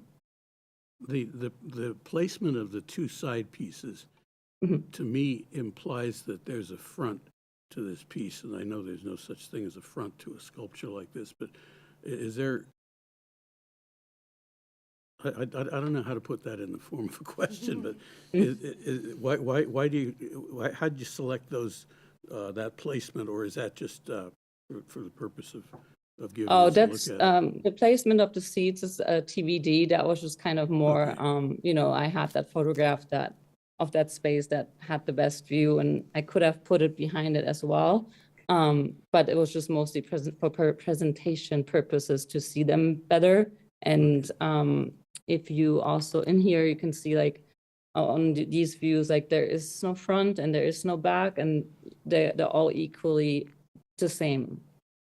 Okay, and then I take it that since this is being fabricated from stone, these colors are going to, what we finally end up with is going to depend on the pieces of stone that you're able to find, right? Yeah, so like Solid Natured, my manufacturer out of the Netherlands, they have all these stones are actually available they have them, so they're not like any of them are not available. I think the one thing that we will look into with engineering and everything and fabrication is like, finding the right blocks that have the right veining, the right size, because there's something with like veins. They explained that if you put like a steel rod through it, it becomes like more fragile. And so I think, there's like a lot of engineering to be done on these as well as selection of materials. But the hope is that the bottom stays, which is the bottom piece is actually the easiest in black. And then some might change in color, but they will be colorful, if that makes sense. Okay, and then you talked about child safety. To me, this piece screams "climb me," And I can see a Sunday morning where, 18 kids are climbing all over this thing and thinking, there might be other reasons we wouldn't want that to happen other than kids getting stuck in the middle of the donut. What's your thinking about how it's going to work with kids? I mean, this thing is almost adjacent to the playground.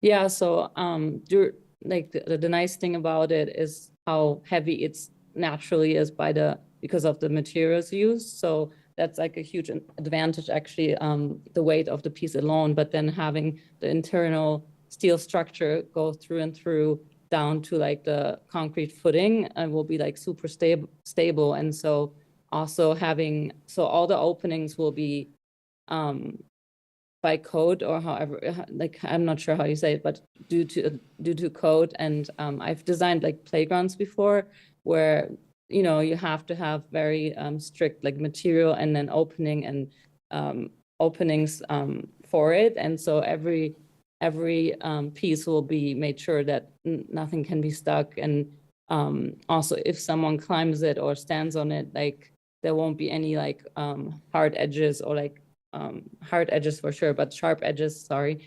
And everything is going to be polished and super smooth.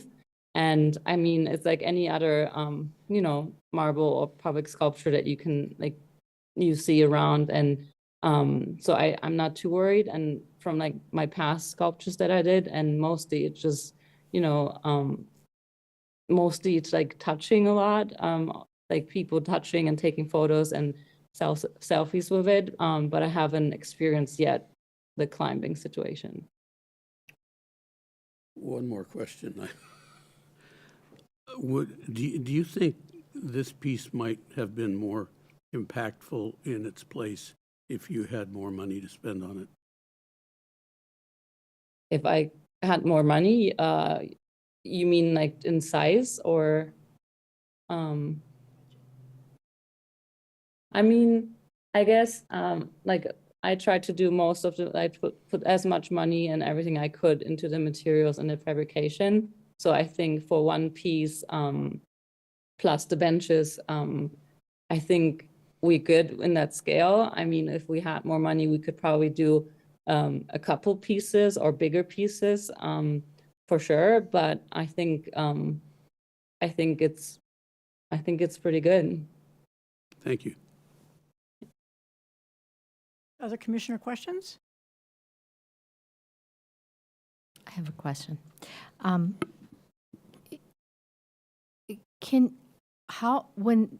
When the final piece is made, will it be shipped in pieces? So the installation will be putting the pieces together, or will the entire sculpture plus the two other pieces come like as is? They come as is. And the reason it's being done in the Netherlands is because It has a lot of reasons. Just because the fabricator that I'm familiar with and I've worked with before, they actually have all the stone there in the colors I need, and I think that's like the speciality is color for them. And I have talked to a Wisconsin-based one in the U.S. as well, and they can as well do it, but not in the colors.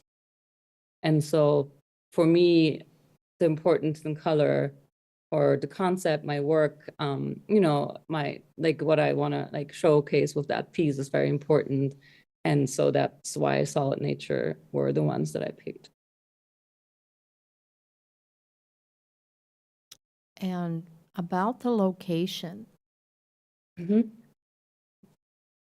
did you consider any of the other locations? I did. I had a lot of pages and a lot of scenarios, but yeah, I considered, I think, all the location, but not number one. Okay, thank you. Yep. Any other commissioner questions? I have a few questions.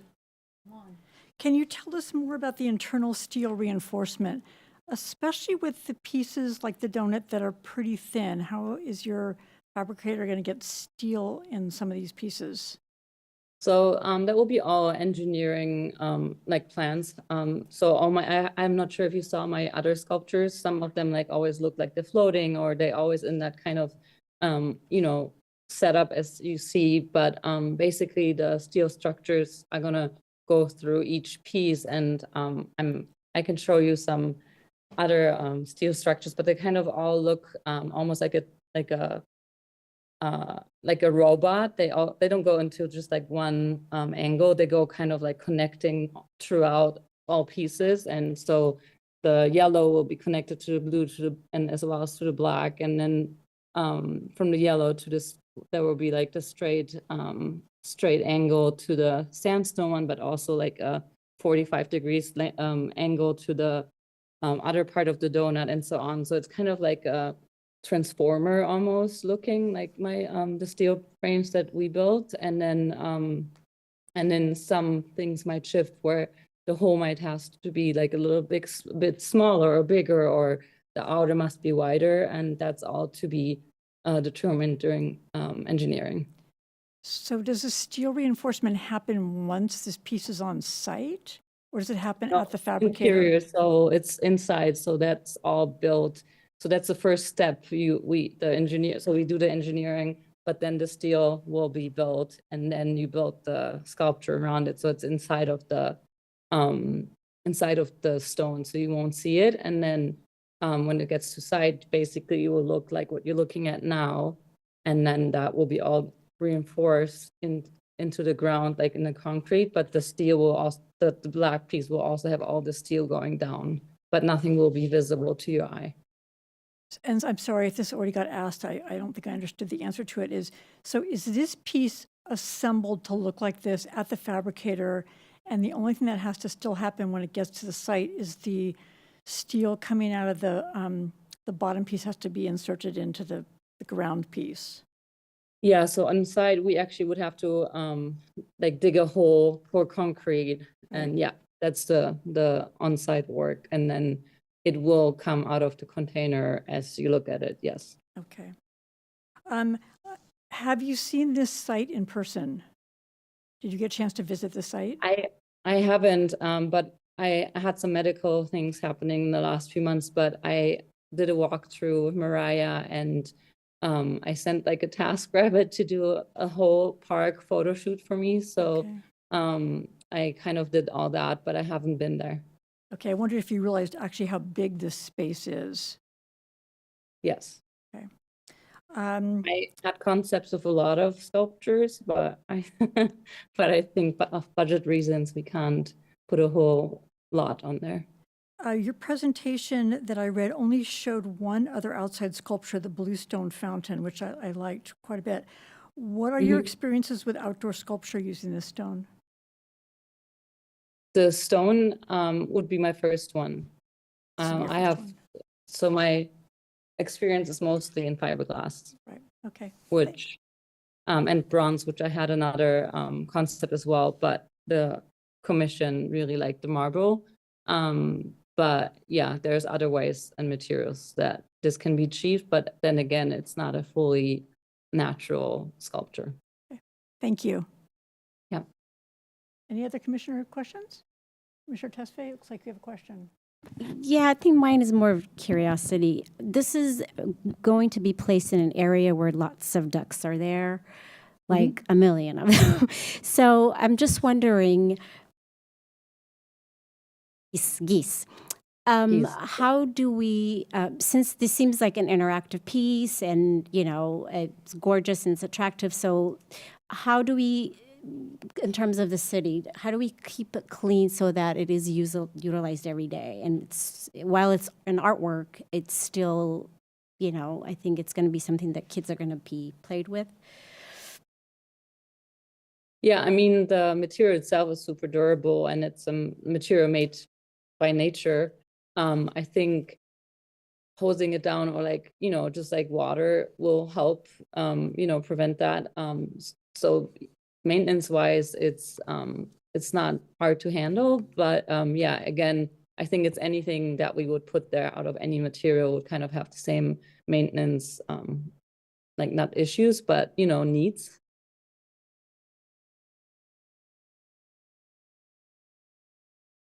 Yeah, Commissioner Tesfaye, that this is probably not much different from the playground itself, which attracts, one, lots of people, which tends to keep the geese away. But at the times like now, when the geese are out there and there aren't a lot of people, luckily very skilled maintenance staff who sometimes have to go out there and do the dirty work of cleaning up the mess that the geese leave. So yes, we're aware of that. And if that happens, we will deal with it.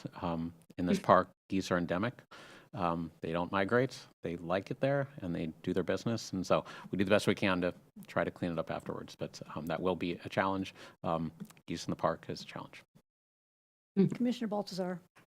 Hi, Alexander. Nice to see you again. I just had one quick question when you talked about lights, because we talked about this a little bit in our last meeting in December. And I recall something about reflective paint or solar Yeah. paint, or I'm just curious because I don't know how hard or easy it is to get lighting around it. Is that still an option or a part of your design? And can you tell the other was the commissioners one about it? with Thanks. that was the one with the bronze sculptures. Because it's possible to do it with the bronze. Like the bronze sculptures had still, like for the ones that didn't see it, I can show it too, but they had they had some natural stones, but the rest was out of bronze. All the colored pieces were out of bronze. And then the nice thing is that it was painted bronze, so you could use the UV paint or the pigments for that. But unfortunately, you can't do that on marble. Thank you. If there are no other questions at this time, I'm going to call for public comments. And a reminder for any speakers, they have 2 minutes to comment on the item and to state their name and city of residence for the record, please.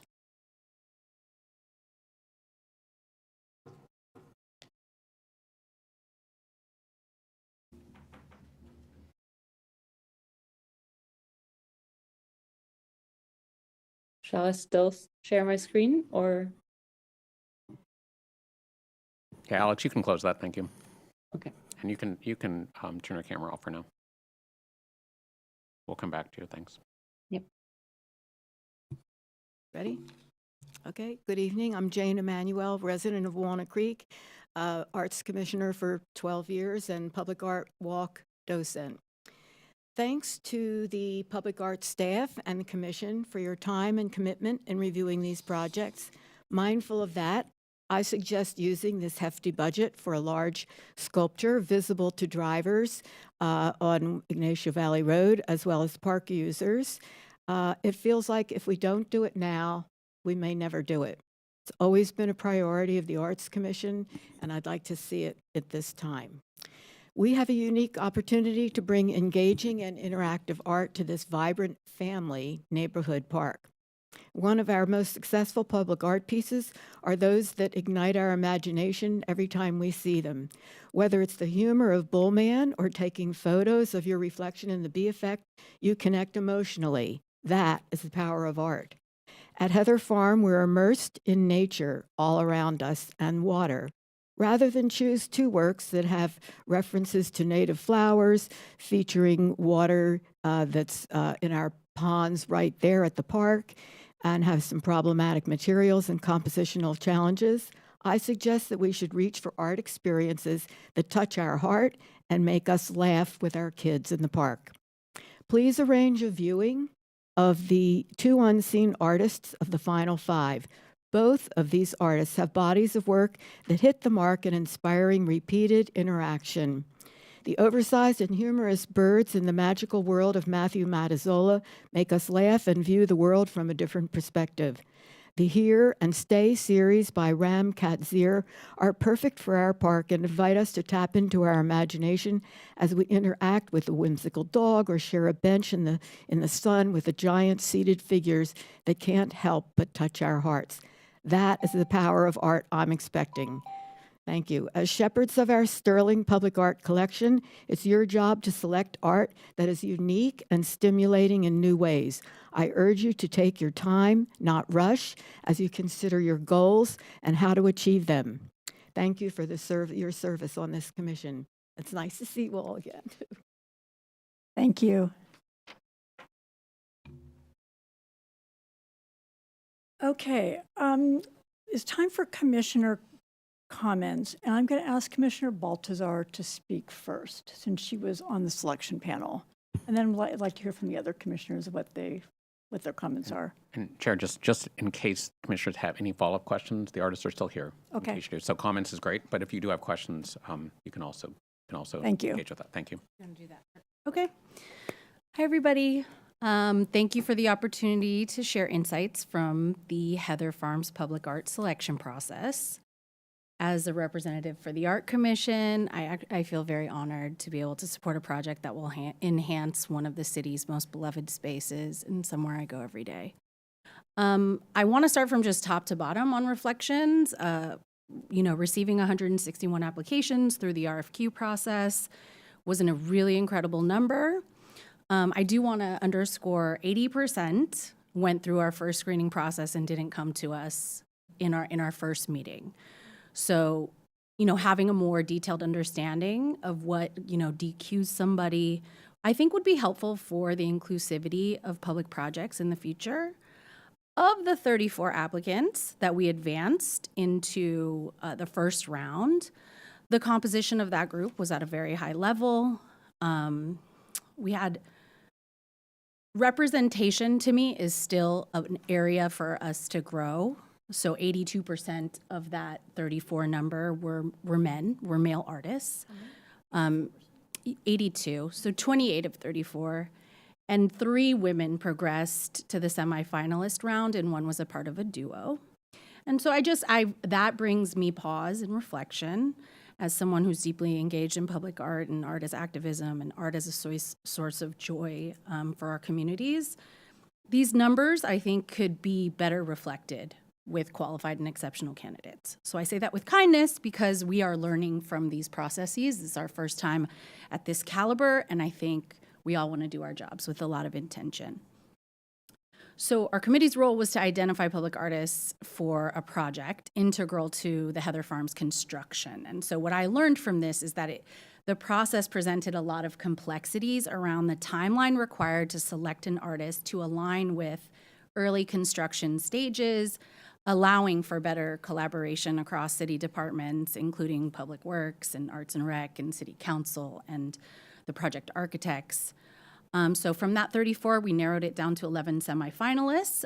We did have 1 artist in that final 10 withdraw for health reasons or other reasons, and another one was replaced. That final group included 8 men and 3 women. And so like the tensions and reflections, I'll try to keep moving throughout this process. There were several questions and challenges that our really incredible selection panel discussed thoroughly. So, the request for qualifications versus a request for funding proposal. What are the pros and cons of that? What is the criteria for each of those? How do we differ or change it? Especially in that first batch, we might consider something like the California Arts model where they incorporate outside readers to guarantee a very inclusive group. A suggestion. Equity in selection, how we just ensure an inclusive applicant pool being reflective of Walnut Creek, and we can be leaders in this and not be afraid to want to bring true inclusivity and qualified candidates to our city. Public art and the vision. So what does public art mean for Heather Farms and Walnut Creek, and how do we contextualize this in practice beyond our public art checklist? So could we design creative briefs that give artists more context about our needs when we're designing an RFQ or an RFP? Similar to our public comment tonight, it's like, should we have a large piece? Should we have 3 small pieces? Like that kind of guiding element we didn't have, and we searched for many times within the group, and potentially it was designed for us to design that. I think community engagement really means having intentional opportunities for people to share their ideas and feedback that reflect their values and aspirations around art. So, by gathering multiple perspectives and providing clear information, we can empower the community to feel more ownership, and we can give more context to the artists that we are collaborating with. And then lastly, capacity building. So how do we better leverage public art funds to strengthen leadership, whether it's within arts and recs, but particularly around curation and visioning for projects of this caliber? Would it have been in our best interest to think about that community engagement aspect and potentially have a curator that defined a brief that looked very different from the RFQ or RFP? And again, hindsight is 2020.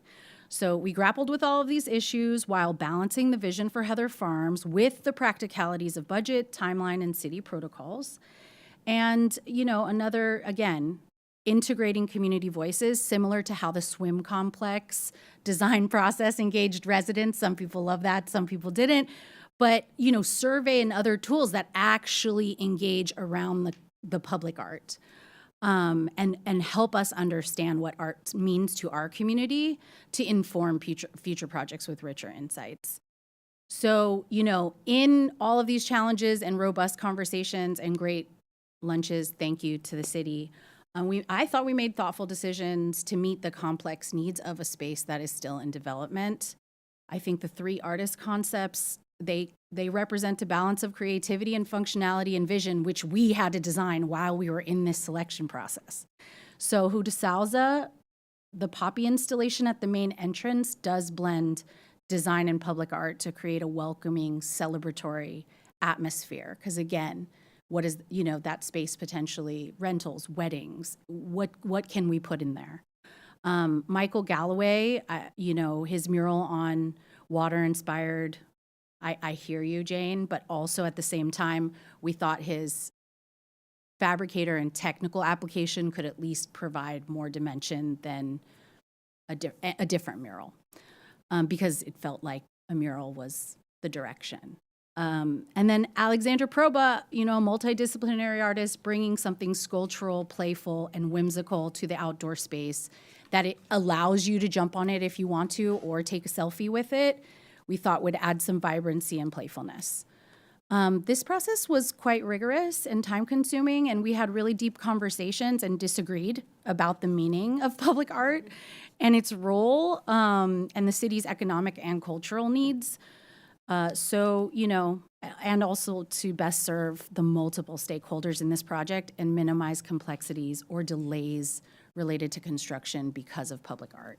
So those are just a lot of things to hold and manage.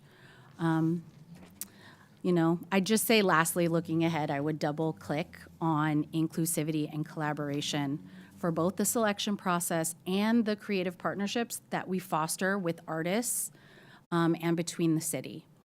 So I'm leaving very hopeful that we can move this work forward today. Thank you for your thoughtful words, Commissioner Baltazar. Who would like to give their thoughts next, comments next? Commissioner Magnani. Do I always get to go first? You go. No, you go. Let's change that. Commissioner Klauber. Yeah, thank you. I completely agree that Walnut Creek needs a signature piece, but that is separate than what we're doing because it was decided in prior meetings that this was the way to move forward with the panel set up to choose different artists for different locations within the park. I want a piece like you do, Jane. I think that would be great. But this was the task. The panel, in my opinion, did an amazing job of going through all the artists that were, came down to, I think, 5 of them.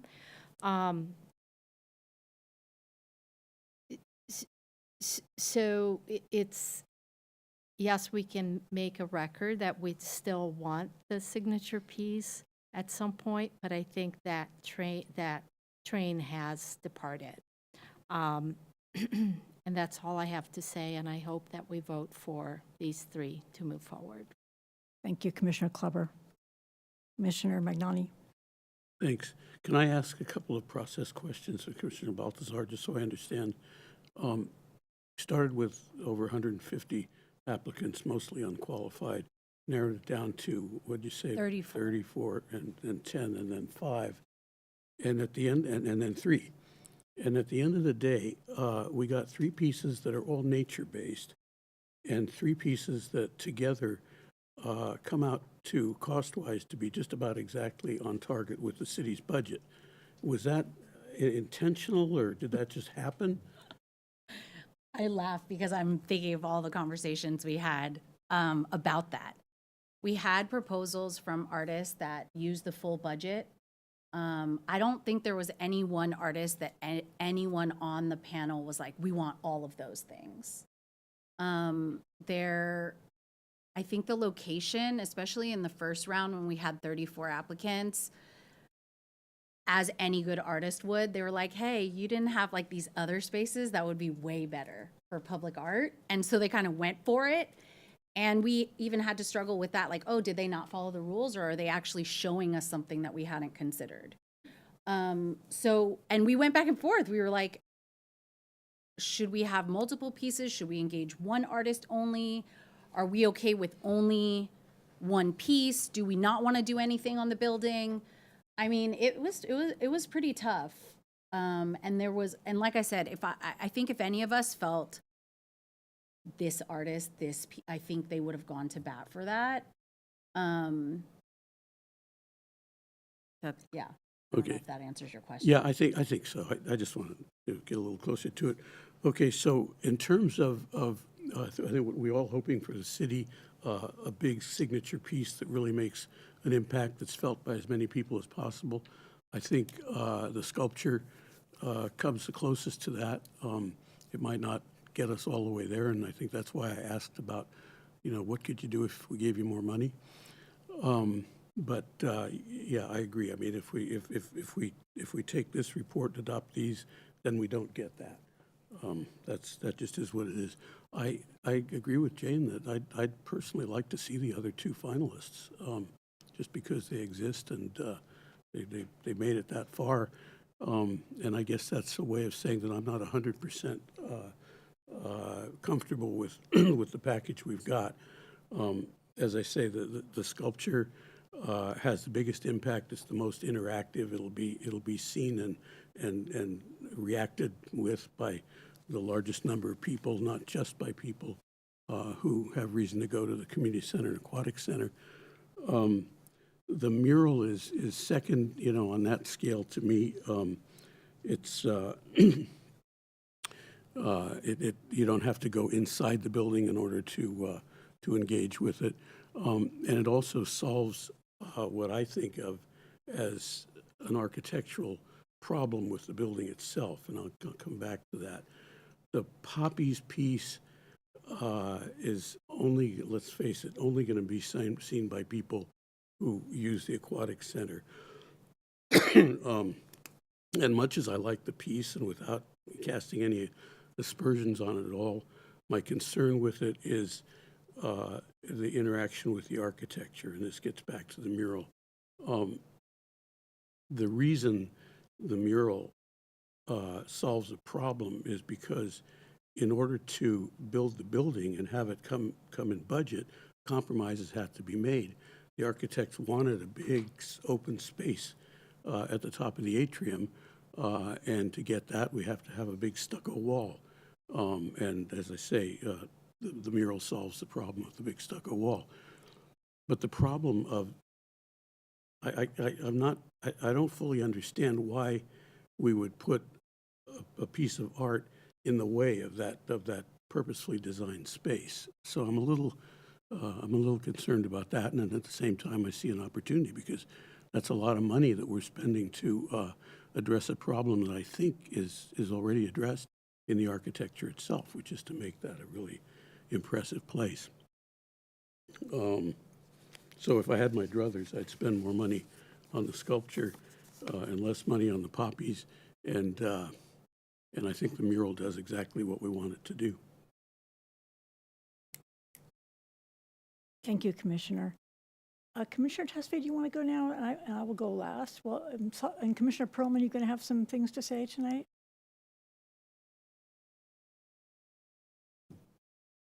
I can go ahead. Thank you so much for your committee and the amount of work that was all put in it, and the choices of the pieces in terms of having a sculpture, a mural, and I'm not sure what to call the poppies, but I love the variety in all three. I think it's successful in that for me. But I think I'm with Jane in this to say that I have also looked at the other two artists and was really captivated. And I trust your reasons to why you came to these artists in this decision. But if there was an opportunity to possibly see the presentation of what the other artists were like, I think that would be nice. But if it means that it's delaying the process of this, I don't want that to be a means of why it's delayed.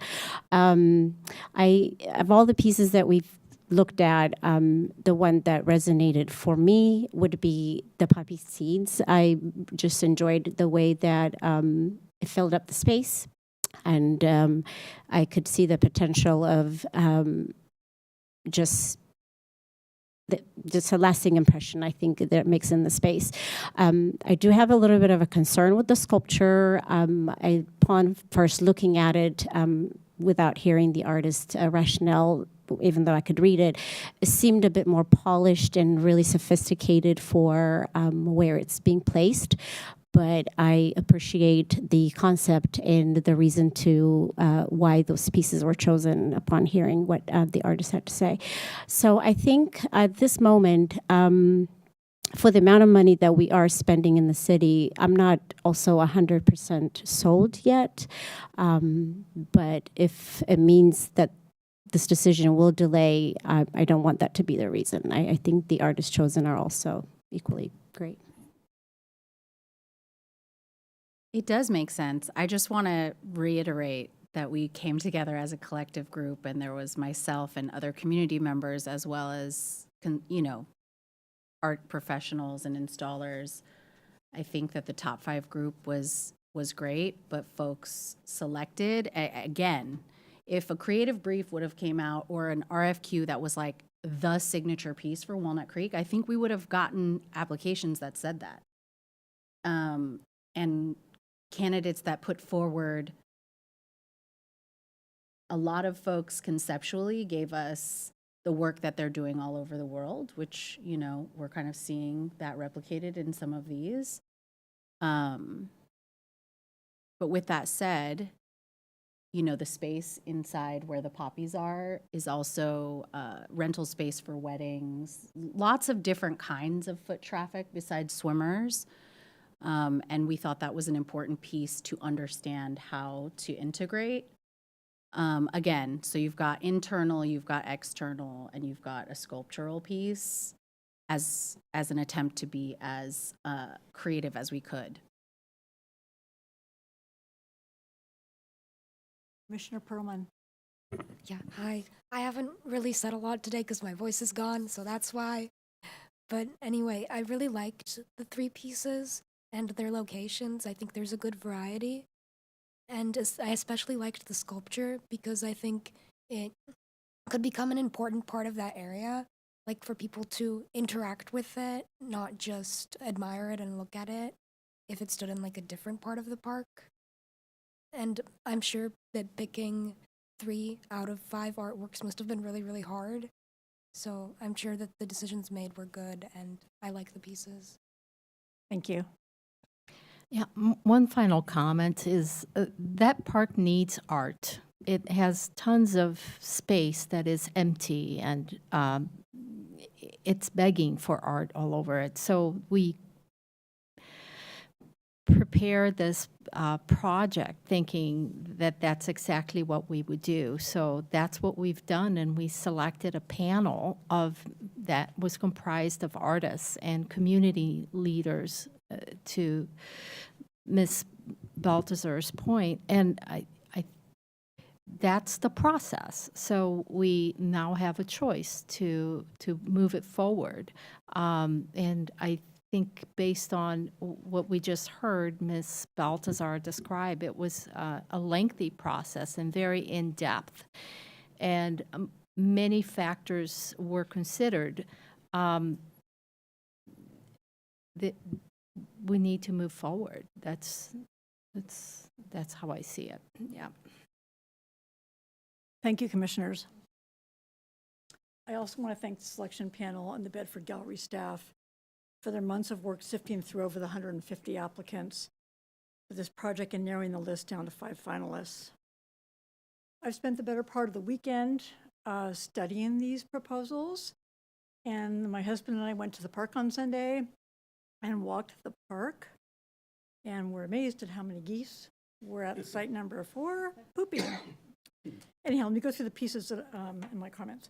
For Poppy, this piece for the community center lobby somewhat fits the requirements to enhance and activate the pedestrian streetscape experience, as well as the interior lobby experience.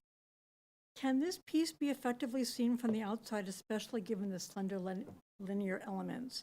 How public is this art if only those entering the community center can see it?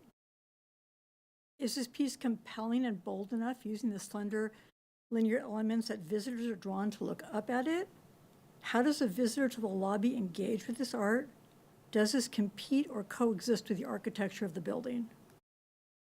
Poppy will only be seen by those entering the aquatic center and community center, and perhaps those picking up or dropping off center users. The public using San Carlos will not see this piece from the street. After reviewing the How to Sousa website, where they show a variety of conversation-worthy sculptures, I'd say that Poppy is my least favorite of their commissions. How to Sousa show a similar hanging piece called Aura that uses just 2 colors, blue and yellow, in geometric shapes that are positioned so that geometric shapes fit closely together. Aura makes a stronger visual statement to me than does Poppy. That said, Poppy may work in the lobby as proposed by the selection committee. Watercolors. This piece on the outside of the swim center changing room wall is projected to be 40 feet by 8 feet by ½ inch. I appreciate that Stephen Galloway took the time to study the area, and he seems to know about Mount Diablo and the environs. I think Galloway's work shines in an urban concrete space that calls for nature to be brought in to soften the hard spaces and provide some green nature focus relief for the humans using that space. His website shows several locations where his work really shines in spaces where nature needs to be brought in. However, Galloway's tile wall for Heather Farms is described as an artist-manipulated and enhanced view of a rocky stream bed. This rocky stream tile artwork would be more appropriate in a concrete office park setting where nature needs to be brought to the public. Behind the swim center wall, where this proposed piece will sit, will lie 2 swimming pools, a casting pond, and a real nature pond. It seems redundant to feature a 40-foot tile wall of static water with top-heavy rocks when so much water already exists in the vicinity. The rocks make this feel very top-heavy as they look to fall off the wall. Visually, there was nowhere interesting for my eyes to go for a walk or to travel along the stream bed. This piece does not engage my senses. Besides wondering how regular expansion and contraction of the soil below the building, not to mention periodic earthquakes, will affect the tile wall, how will the tile walls hold up to potential vandalism at night when the park has no supervision? Additionally, this is a north-facing wall which will not have much sunlight reflecting off the tiles. This tile wall will only be seen by those entering the aquatic and community center or those picking up or dropping off center users. The public using San Carlos will not see this piece from the street. I would recommend that the funds from this piece be added to a sculptural piece for a high visibility location in the park, and that at this site instead would be a traditional mural. For the Alexander Proba piece, Proba's strength and experience would appear to be the interiors of buildings, especially high-end retail stores. There is a heavy reliance on her fabrication partner, Solid Nature. Solid Nature seems to specialize in stone interiors. I can't see much in the way of outdoor sculpture in Proba's package besides one fountain piece. The rendering of the Heather Farm sculpture in the package looks like a tabletop sculpture that was blown up to be placed on the Heather Farm site. The placement of this sculpture on site number 4 shows that the artist has not visited the site, or she would know that an 8.5-foot sculpture will not be visible or seen on this site. The proposed scale of this sculpture is so small as to render this piece irrelevant in the park landscape. And as I was at the park on Sunday, there is no way you're going to see this piece at 8.5 foot tall. This sculpture at this site also competes with the colors and shapes of the All Abilities playground that sits close by. To be seen in Site 4, this sculpture would need to be 3 times the size that has been proposed. The park is also full of Canadian geese.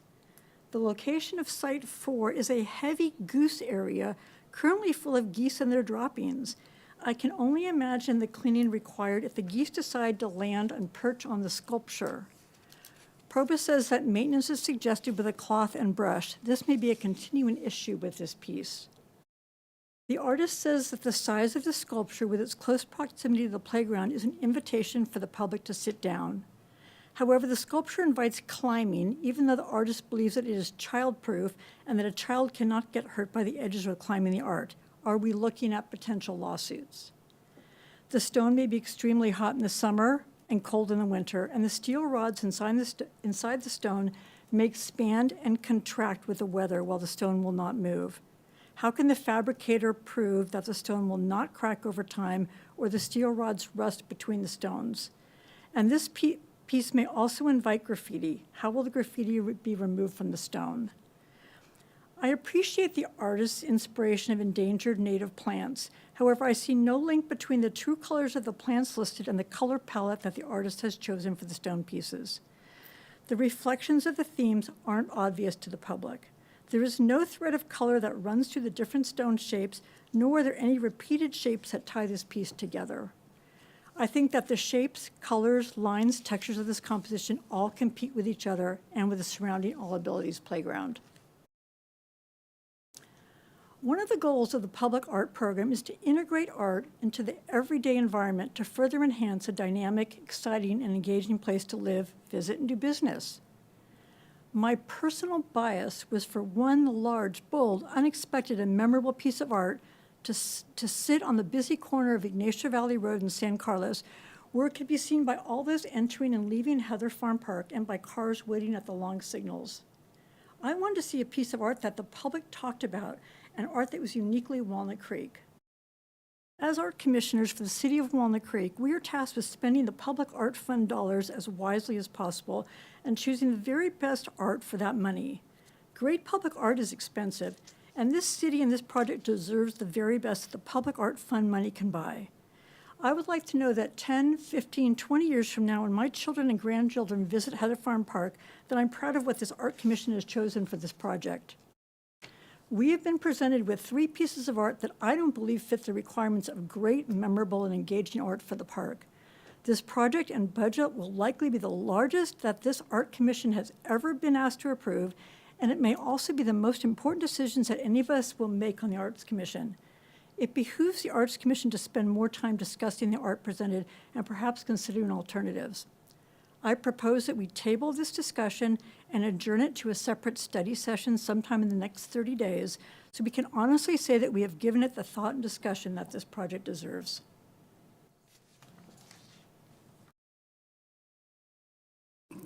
Thank you. Can I make one follow-up? And I say this because the process is actually the process, that we chose the spaces and that we gave artists an option to select, and none of the proposals included number 1, a signature piece at Ignacio.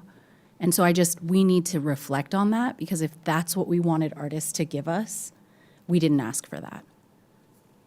I have to wonder if the artists, especially those that don't live in the area, had any idea of what that location looked like, because it showed on the map, like it showed here's number 1, but it's not on the map, so they couldn't even see the location. Right. Eligibility requirements were not that you needed to be from this area. Oh, for You know sure. what I mean? think it's So great that they were able to be from all Google over. Maps and Google Tours, Yeah. for sure. But probably Galloway, I don't know who else you had that's local. He came. He came, that's right. You could tell that he came.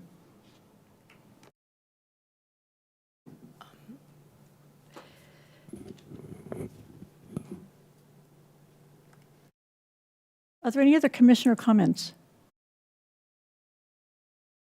Commissioner Magnani? You had your mic on, then you turn it off. But you just go ahead.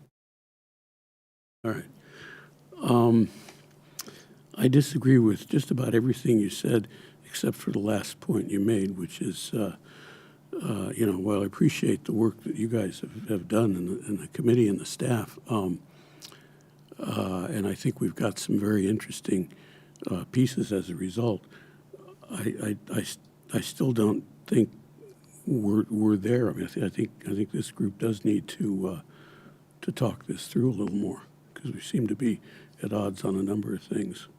So I would support your wish to table it, but maybe not for the reasons you articulated. Fair. Commissioner Klauber? Yeah, I think that a couple of things. The idea that, of course, art is very personal. When you drive through that area of Heather Farms, you don't see any water there. So unless you're like driving like by the back where you're going to go look at, there is a lake, a little pond there, and you actually get out of your car to walk through in the back, you don't see water. So I think Galloway's piece is perfect because it invites people to what else is going on back there that you would normally not see. And I also think that the other artists' work that they are proposing for the new structure, they told us that they are working with the architect and that they want their piece to be seen. So it's a cathedral-like building, and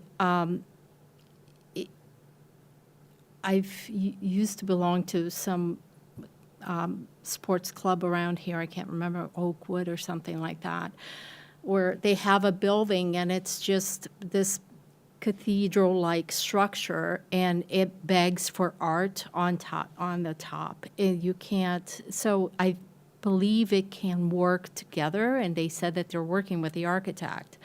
I'm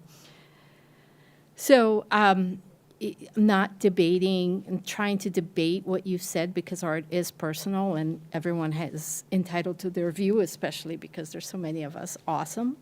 But I go back to what was put before us to solve, and we were not the ones. There was a panel that was put together to select the artists. There were 5 artists in the end, and they selected 3. So if we pull back, what is it for? To select the different artists? No, that was their job. And what would it be to just select one of the 3 that has already been selected, and like the sculpture, Alex Proba, and make that larger so that it is a signature piece? I don't think that was what we were asked to do. So the project was set, and the panel decided, and here we are. Do we want to move this forward or not?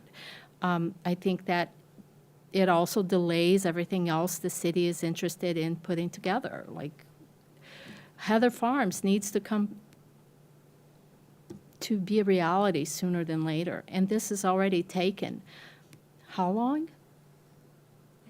8 months, not 10 months, a year. Yep. Thank you. That's all I have to say. I can understand how the pieces that are in and on the building are time sensitive. A sculpture in the park I would not consider time sensitive. If it's not there when the building opens, it's not there when the building opens. But they're making overall changes to the entire landscape of the place. It's not just the building.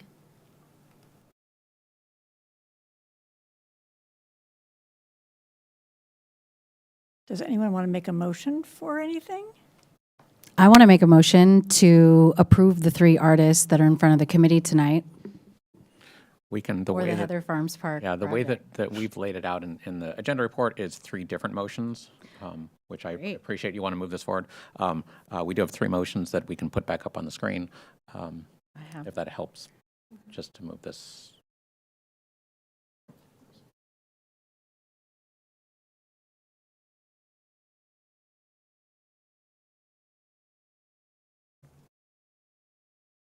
Is it on a certain page? Yeah, it's also on page, right, so page 6 of your agenda report. It says commission action needed, if you just want to, do you have that in front of you? I think so. Vice Chair. Let's see, commission action needed. So I move to approve recommended site location, artist and design concept direction proposed by Huda Souza. Move And you could stop there. one at a time. Yeah, thank you. Is there a second? A second. I'll call the roll. One second. Let me get my notes. I'm going to start with Commissioner Perlman. Aye. Sorry for your voice. And then Vice Chair Baltazar.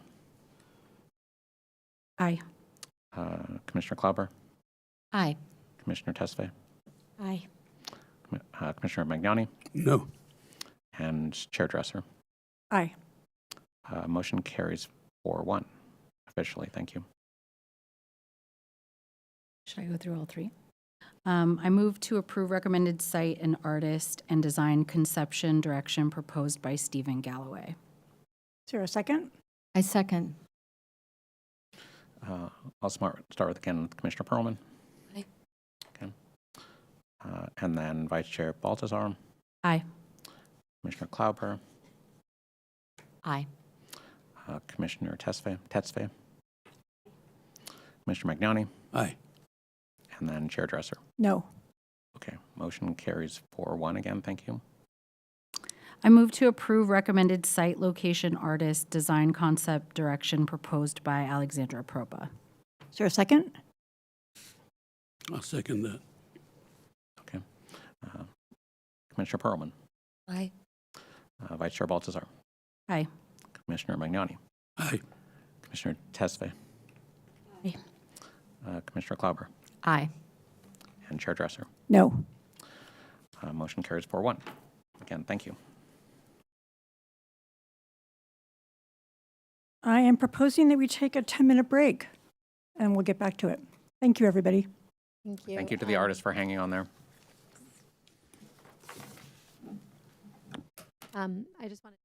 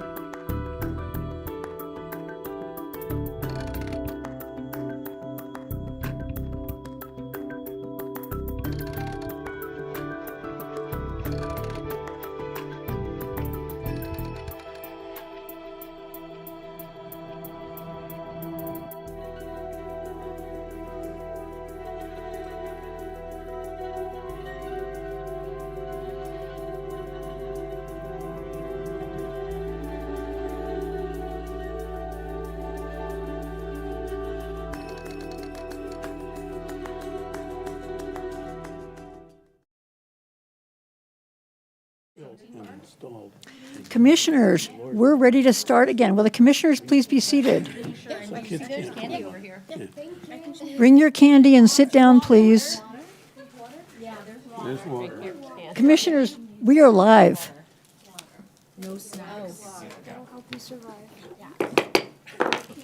That felt really good. We're live, commissioners. Okay, next on the agenda is an item for commission consideration, item 4B, recommendation of the proposed public art fund budget allocation as part of the fiscal year 26-27 budget process. At this time, I invite staff to provide the presentation. Hello again. So in 2023, the first biennial budget was passed or was approved, and tonight we're bringing to you a new funding request for the fiscal years 2026-2027 Public Art Fund.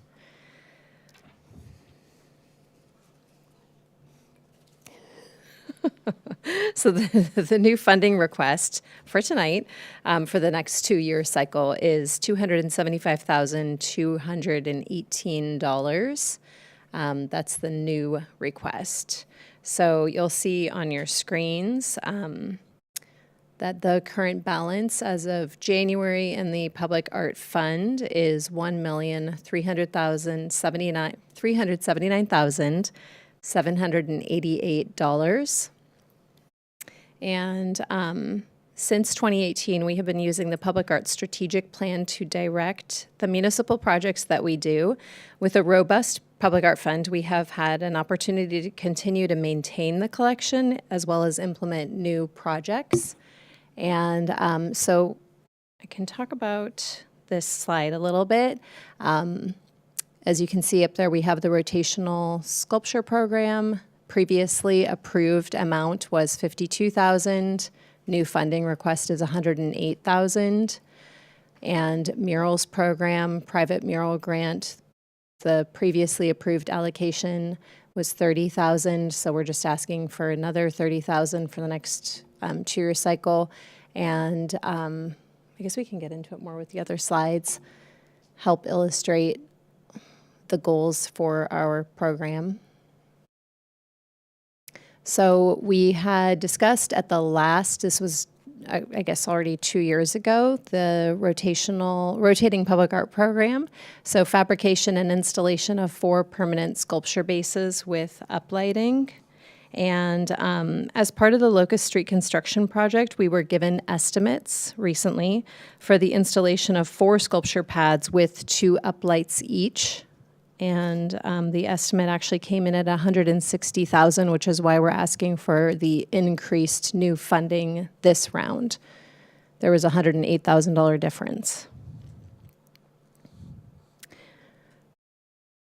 We also discussed at the November 2024 meeting when we met, reimagining this public-private mural matching grant and changing it to be, instead of a matching grant, to change it to just be a mural grant. So we would give a grant to up to 3 applicants per year of $10,000 each to help offset costs, with the hopes that more people would apply, because if it weren't just a matching up to $5,000, it would be a bigger gift and less for the actual commissioning place to have to pay for themselves. So we're just asking we want to continue this, and we're hoping that with this reimagined program that we'll have actual more applicants. The other thing that was discussed at our November 2024 meeting was the idea of creating more mural projects throughout the city. We would like to see murals outside of downtown, and starting with city facilities, and including the new Heather Farm Park building. We would like to set aside $10,000 for a mural once that building is built.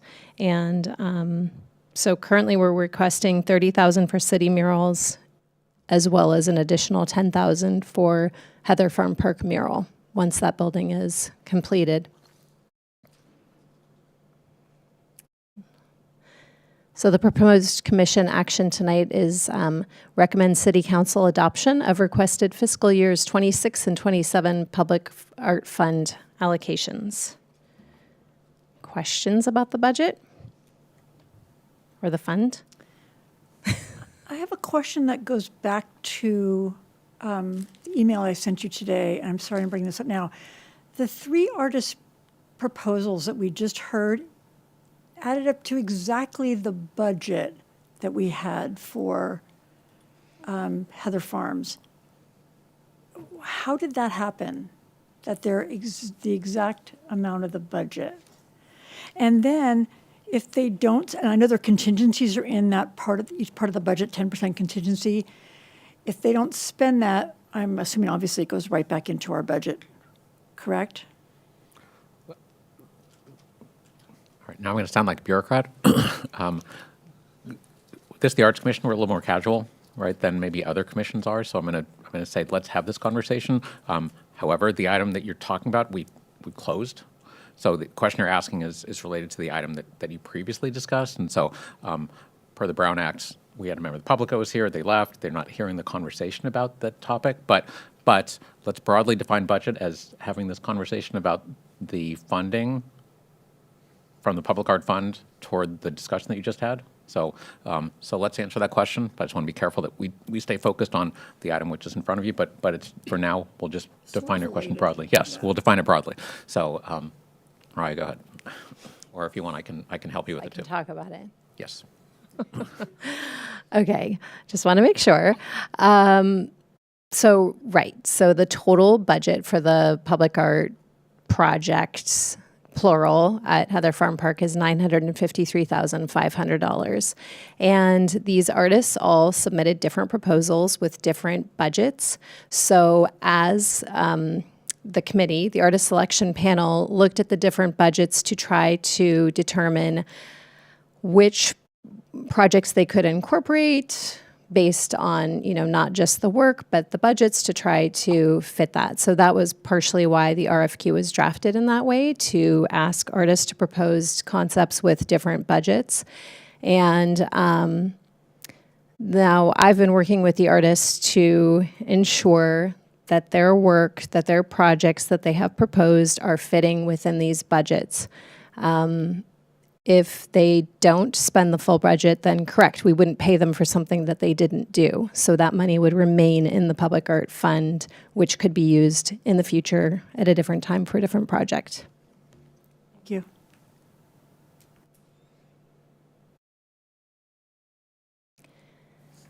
Question on the murals program. On page 2, it says this program aims to grow inclusivity and vibrancy through the creation of land acknowledgement murals in city buildings. What do you mean by land acknowledgement murals? So that was something that was discussed as just an idea for a topic of murals. If we put out a request for proposals from different artists, one idea that has been brought up is doing land acknowledgement murals. So basically, how that would look would be determined by the artist who's proposing themselves. We did put up an example of that in the PowerPoint. I don't know if you want to go back to see. So I mean, really, again, we're not art directors, but it could just be something like that. It could be a mural that pays homage to the native people of this land or native species, flora, fauna, something like that that says that would be unique to this area, basically. I have a question about using the murals ideas and the funds for murals for city-owned property. How do we know what the city-owned properties are, and how do we put that into a plan for us commissioners to look at what properties we have? So there are a few properties that, well, number one would be Heather Farm Park. That's one. We also have the Arts Center out at the Shadelands, the Community Arts Building. We have Boundary Oak Golf Building, the golf course building. And I'm forgetting one, maybe Kevin. Because there were 4 that we determined, Right. or the other side. I'm familiar with the city buildings, but what about walls? Like, for example, as you leave Walnut Creek by that, I think it's Newell and Broadway, and you go out, there is a long corridor of 2 walls, and there is Las Lomas High School on the right. Is that Walnut Creek Wall? It's like a corridor. Oh, you're talking of about walls, like Walls. actual walls that are built in the city.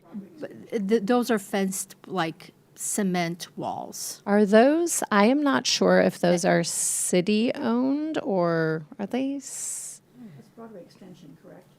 No, it's the, I don't know what it's called, but it goes right by Las Lomas High School. Is that what it's called? The walls have to be city property, right? Because I always see city trucks and PG&E trucks there. I would have to check and see. Right, it could be Caltrans, or it could be owned by the Broadway. I'm not sure. So I think what we're saying is for the purpose of this discussion today is looking for your support for recommending to council the contribution towards city facilities. We were going to come back to you, right, to determine which of the many, right, city buildings, Structures. walls, et cetera, may be the most suitable for a mural. And we can identify which ones are public, that the city owns. Some are public but might be owned by another public utility, for example, but we'll find that out. Thank you. Thanks for bringing me back, as you were so good at that. Are there any other questions for Mariah? Or I know. I think Yasmini has another question. Well, I'm not sure because I don't see it here in the presentation, but so my debate is whether the 25% of this arts manager or art supervisor or supervisor position should come out of or fund the arts fund versus the general fund. So I read the municipal code and it says up to 25% for administrative expenses. So I want, what is 25% of the administrative budget? So what is the administrative budget? Is that separate from this budget that we have before us today? Right. So I'm just going to pull in your staff report. We speak to the language in the public art master plan. I will recite that for you. So this is the master plan, page 5. It says public art fund. The public art fund may be used to provide art on public sites, acquire and install art, maintain municipally owned art, support exhibitions of public art, and fund staffing and other administrative costs associated with the public art program. Then it says, as a guideline, not more than 25% of the total staffing budget shall be allocated from the public art fund. Our staffing budget, it consists of one person, which is our public art supervisor, public art manager. And so 25% of that salary over 2 years is on the screen in front of you, which is that $61,618. So that's what's being prepared in the budget that staff is putting together for the city council to consider. And so the council is the one that set the cap on that contribution of 25%, because if not from the public art fund, it would come from the general fund. And so then that's a question of priorities. So But my question is, what is the administrative fund? the administrative fund is each one of the divisions in the Arts and Recreation budget has a budget, right? The public arts program has its own division. And so that division consists of salary, consists of materials, supplies, maintenance, other operation maintenance items. But specific to this budget, this request, it's only staff. Is that right? It's only staff. Yeah. So is that considered an administrative expense Absolutely. and part of the administrative fund? Part of the Because public that's art. what, I only read the municipal code that is, I think it ends with a .106. So it's 1-10.106. Sorry, I'm a lawyer. But so I didn't understand why, the bottom line is, why is our public art fund paying for staff salary when it should be from the general fund? Just, Well, if that's a philosophical question about why the city council back in 2016 determined why they wanted to pay a portion of staff salaries from the public art fund, I can't answer that. It's in the Muni Code, and I see that too. It says contributions from the public art fund to support administrative expenses of the public art program may not exceed 25% of the program's administrative budget in a given year. So the request here is 25% of the staff salary. I suppose we could ask for more, to include 25% of all the things that go into supporting the public art program. We're not doing that. We're only asking for 25% of the staff. okay, I'm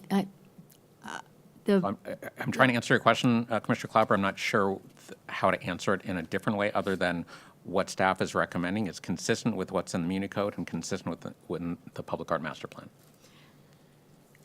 It may be, but I think we're not meeting where the code itself says 25% of administrative expense. 25% of the administrative expense should not be over 25% of what the administrative fund is. So my question was, what is the administrative fund? And is that distinct from the public art fund budget that we have in front of us? Because I wanted to see what is that 25%? Is that per the municipal code? Right. I'll read the language again. So contributions from the public art fund to support administrative expenses of the public art program may not exceed 25% of the program's administrative budget, not administrative fund, administrative budget. So what I described to you is the division within which we pay all of the expenses out of the public art program include staff salary and other operation maintenance costs. And so consistent with what's in here, staff is recommending 25% of the staff salary only be paid for out of the public art fund, which is the same thing that's been done since 2016. Historically, and what you quoted in the first quote, what was that from?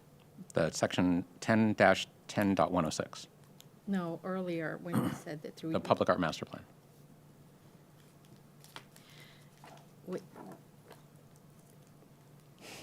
This would take all night, so thank you. I appreciate it. Sure. Yeah.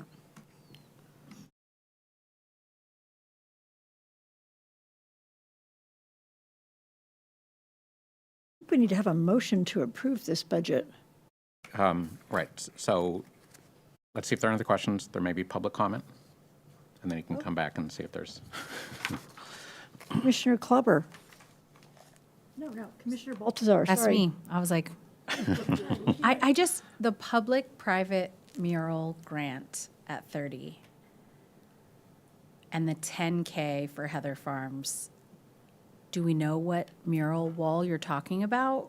Which one? The one inside. And 10K for a permanent piece or 10K for something that might rotate? Good question. I think 10K for semi-permanent. I think we can imagine that it would have a life on it, but with the hopes to be a permanent piece. Yeah. I don't know about yeah. I love that the art commission can support a mural inside of there. I don't think that this is allocated right for that piece, both for long term, and I think we need a little more strategy around, if it is a rotating piece, it is every 3 years, could we come up with 10K every, if it's a hand painted mural, I mean, maybe a decade. I just, that feels like, how do we manage that alongside of all of these other things around Heather Farms? Then the other piece is just like can you say public-private, so you got a grant, so therefore people don't have to match, and you're thinking 10 is enough, and we're thinking 3 to 5 years, and how are we, I guess those questions come later after the budget's approved. but how do we get more people involved versus what we've seen in the past? Right. I mean, I think that was the idea, is if we increase it to $10,000 and we don't, this is all so abstract because we don't know who is applying and how big their walls are and all of these factors to take into account. But we figured maybe that would make it a more attractive grant to apply to if you imagine that, oh, well, maybe I can get a really substantial mural and I only have to contribute $2,000 of my own dollars, or maybe $5,000. So that was the thinking of that. And since we've published this mural matching grant, we have had no applicants for it. So it's all, again, it's kind of, we want to put it out there because we are hoping that people will, and then maybe we can revisit that at the next biennial, you know, if we use up all of the funds, which would be great. And then we could reimagine that. Thank you. I have one more question about the marketing efforts for the murals. I think it was said before that much of the outreach for marketing regarding marketing will be focused on mailing cards to businesses and leveraging social media. So when do we measure that? At which point? Like, do we measure or social media efforts that have worked or not worked to bring in business owners who are interested in taking this amazing opportunity? Yeah, it's a great question. It's always hard to measure marketing efforts, and we do have, I don't know how to best answer this. I mean, it's kind of it's just a hard one, how to know that we've met. The reason why I asked is do we wait until next year where we come back and go, oh, nobody called us, you know, no one was interested? But is that because our marketing efforts, you know where I'm going with this, you know?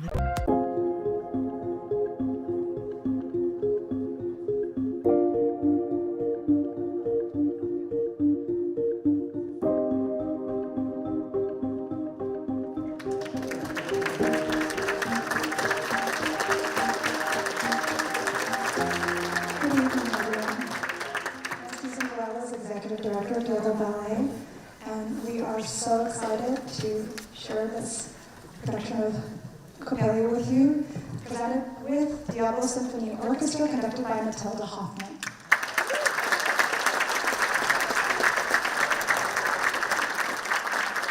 We also want to acknowledge the Dean and Margaret Lesher Foundation for their support of this season. And we're so glad you can join us tonight. And we invite you to join us for our season, our 29th season, anniversary season. And we hope that you will be with us.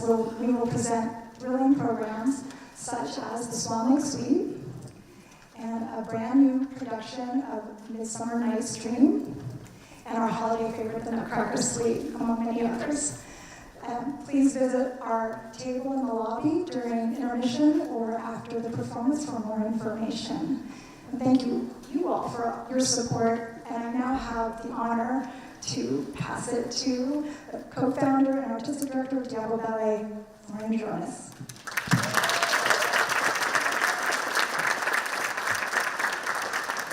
Thank you all so much for being here this evening. Tonight is an extra special performance because we are celebrating the careers of Jordan and Raymond Tilton.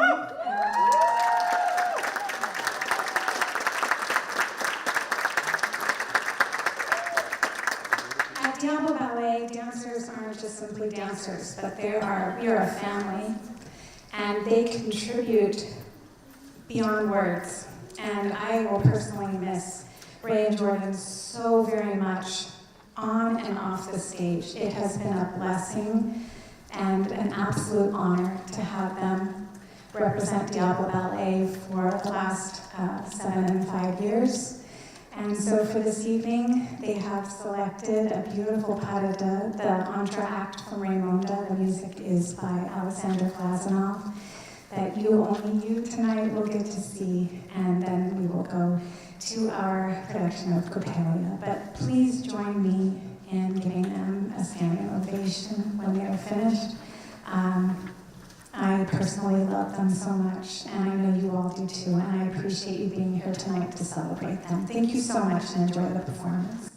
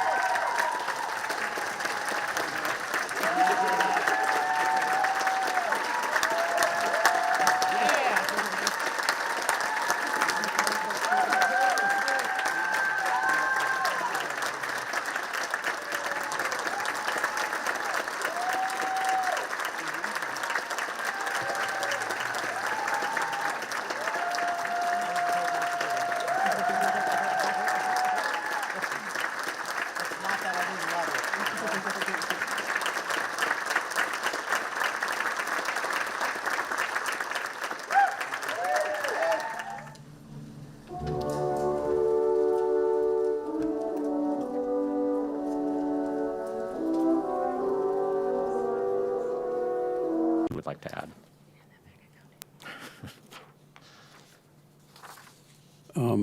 I have a couple. I think with our art commission lens, I think I'd like to see a city priority be to get that signature piece that we all are talking about. I don't think that's realistic, but I think we should put it on the list and let them make their own decision about it. And then from the perspective of a citizen, I listened to this discussion at the Design Review Commission, and they didn't have much to add, but one thing that they had to add that I thought was sensible is in view of what's happened in Los Angeles in the last few weeks, that under public safety and social well-being, that we need to take a good hard look at the city's emergency preparedness plans.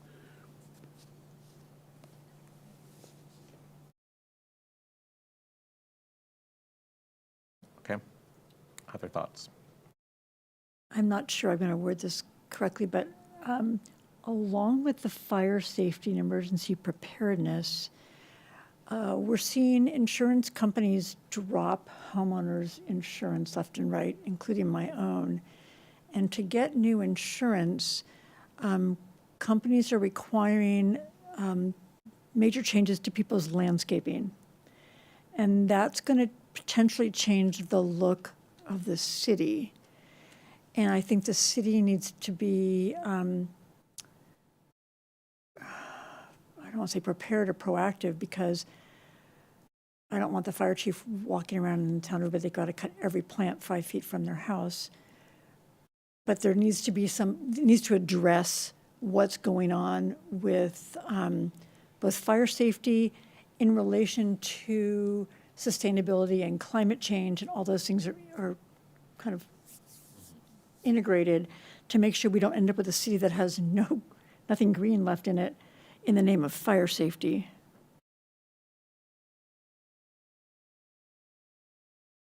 So I've heard interest in the emergency preparedness and fire safety under public safety and social wellness, and also climate action. And maybe it doesn't matter, but they could fit under both of those potentially. That's a question for you, Commissioner McNaughty, because you suggested it under more of the public safety, and it could. Well, yeah, the emergency preparedness, I just think fits under public safety and social well-being. Okay, that's fine. Can I ask about signature piece? And I've only heard from two of you, but could you didn't say this, but is a potential argument that you're saying maybe under economic development, you see that fitting there? Just throwing it out there. I really don't know. I just think we spent a good deal of time tonight belly aching about how we need a signature piece, and the city council's asking us to recommend priorities. And, okay. You know, just consistent with what we're talking about here, we ought to project that forward. I also won't include the belly aching part, but yes. Belly aching? Yeah. Chair Trusty, any thoughts about signature piece? I agree. Okay. Other commissioners? There's something. I have a question. Is it possible to send you an email with additional thoughts on this?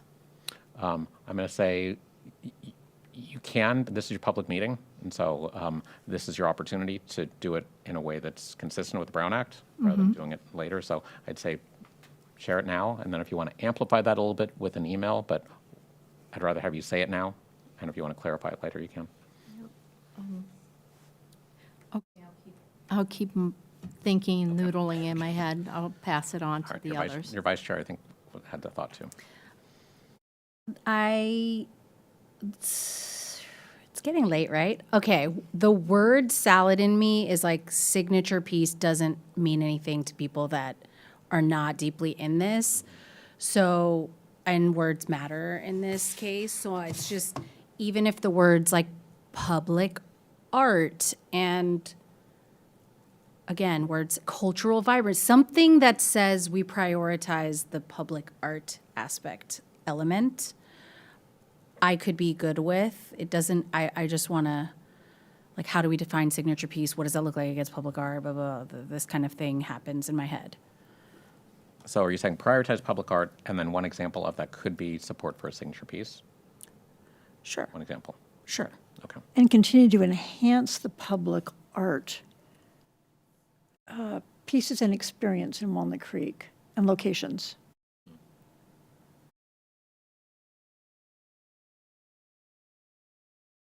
Other commissioners?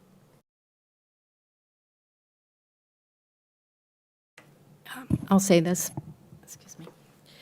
So somehow we need to realize that there is a big elephant that no one ever talks about, which is the genocide in Gaza, the genocide of the Palestinian people. So there's no DEI when we can't even utter the word genocide. There is no sustainability when we're bombing people across the Middle East with our own bombs, our own chemicals, our own technologies.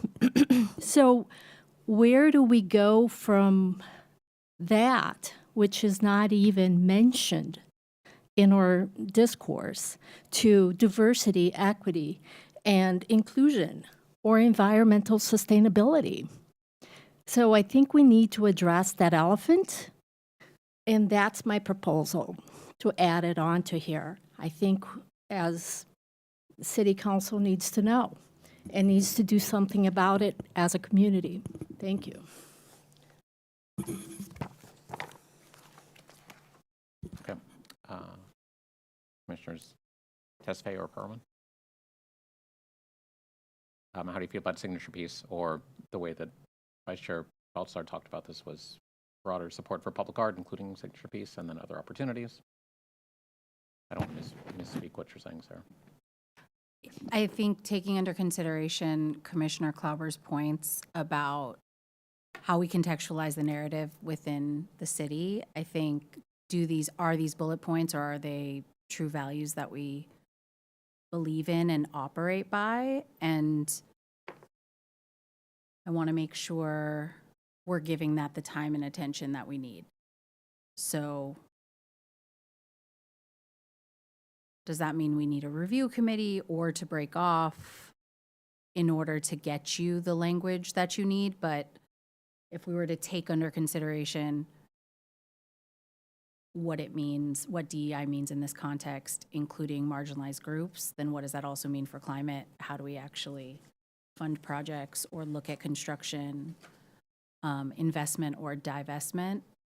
Then it feels like not enough time to write the right language today. And I'm not trying to put pressure on you. I'm trying to respond to my direction, which is to get something to the city manager's office tomorrow, so I can help inform their process.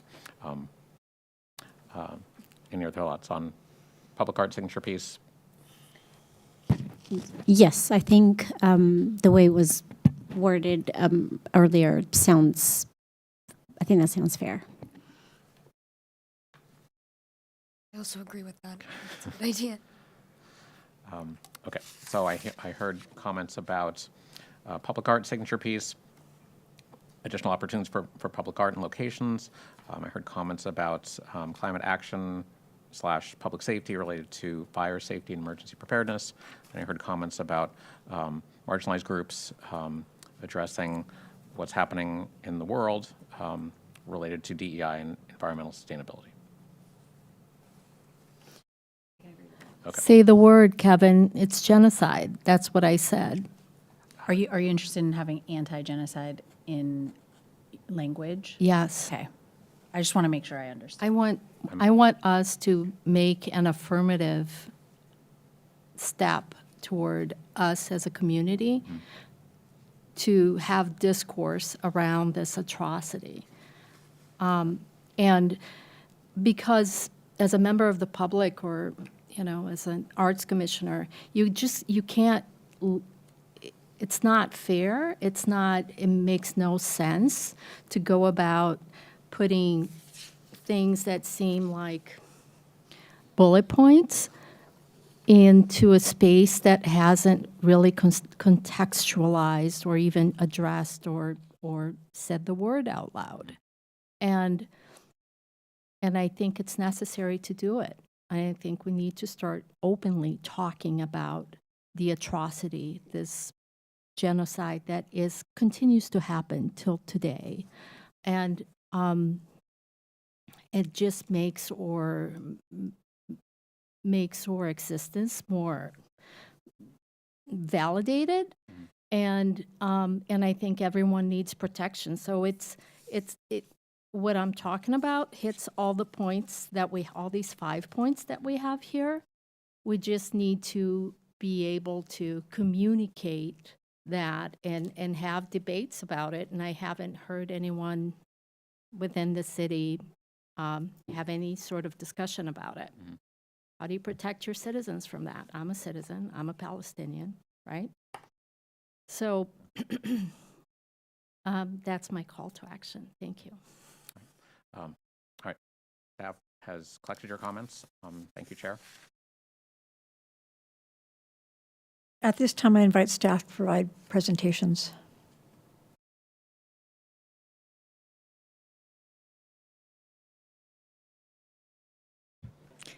Hello again. It's very short and brief because we haven't had a lot of projects happen since our last meeting. And I just wanted to let you know that on the horizon, we can expect contribution toward the Public Art in Lieu Fund from Pinstripes, which has been completed, in addition to, hopefully in Q1, which is now, upon the completion of the Hilton Garden Inn. And that is it. Any questions? How much? So Pinstripes, I believe it's about 80,000, and Hilton Garden Inn will be more, and I don't know an exact number yet. Trying to start adding it up for that signature piece. Any other questions? All right, thank you. Thank you. Good evening, Commissioners. Carolyn Jackson, Lesher Center General Manager, with your strategic plan update, which I will keep short and sweet. With the highest priority thing we're doing right now is implementing a new ticketing software and customer relationship management software that combines all of our needs for ticketing, marketing, and fundraising into one system never before had at the Lesher Center. So all of us over in admin land are very excited, and it'll launch hopefully mid-March. And how much does something like that cost? So actually, the system we're moving to will be a reduction in our overall cost, cool. which was like gold star. Excellent. Thank you. Right. And then if you would like, I'll move straight into staff updates on upcoming events. So we have coming up for Center Rep the world premiere of Froggy. This is a project that's been 10 years in the making, and Rep is really honored to be the producer behind its world premiere. It's a very big deal for us. And that begins performances February 9th, and it will be very different from anything you've seen before. It merges graphic novels, film noir, virtual reality, kind of the onset of these interactive virtual reality video games, plus a thriller and all sorts of fun stuff in there too, and a lot of really exciting projection work that will be, again, very different from what you've seen before. And from the headliner series, February 20th, we've got Mandy Patinkin, which we're very excited about. And then our annual College Notes, February 21st and 22nd, with a cappella groups from universities across the country. They come here to perform, as well as going out into the community with our Lesher Center in Your Neighborhood events to do performances and workshops with schools and community groups. Thank you. Thank you, Carolyn.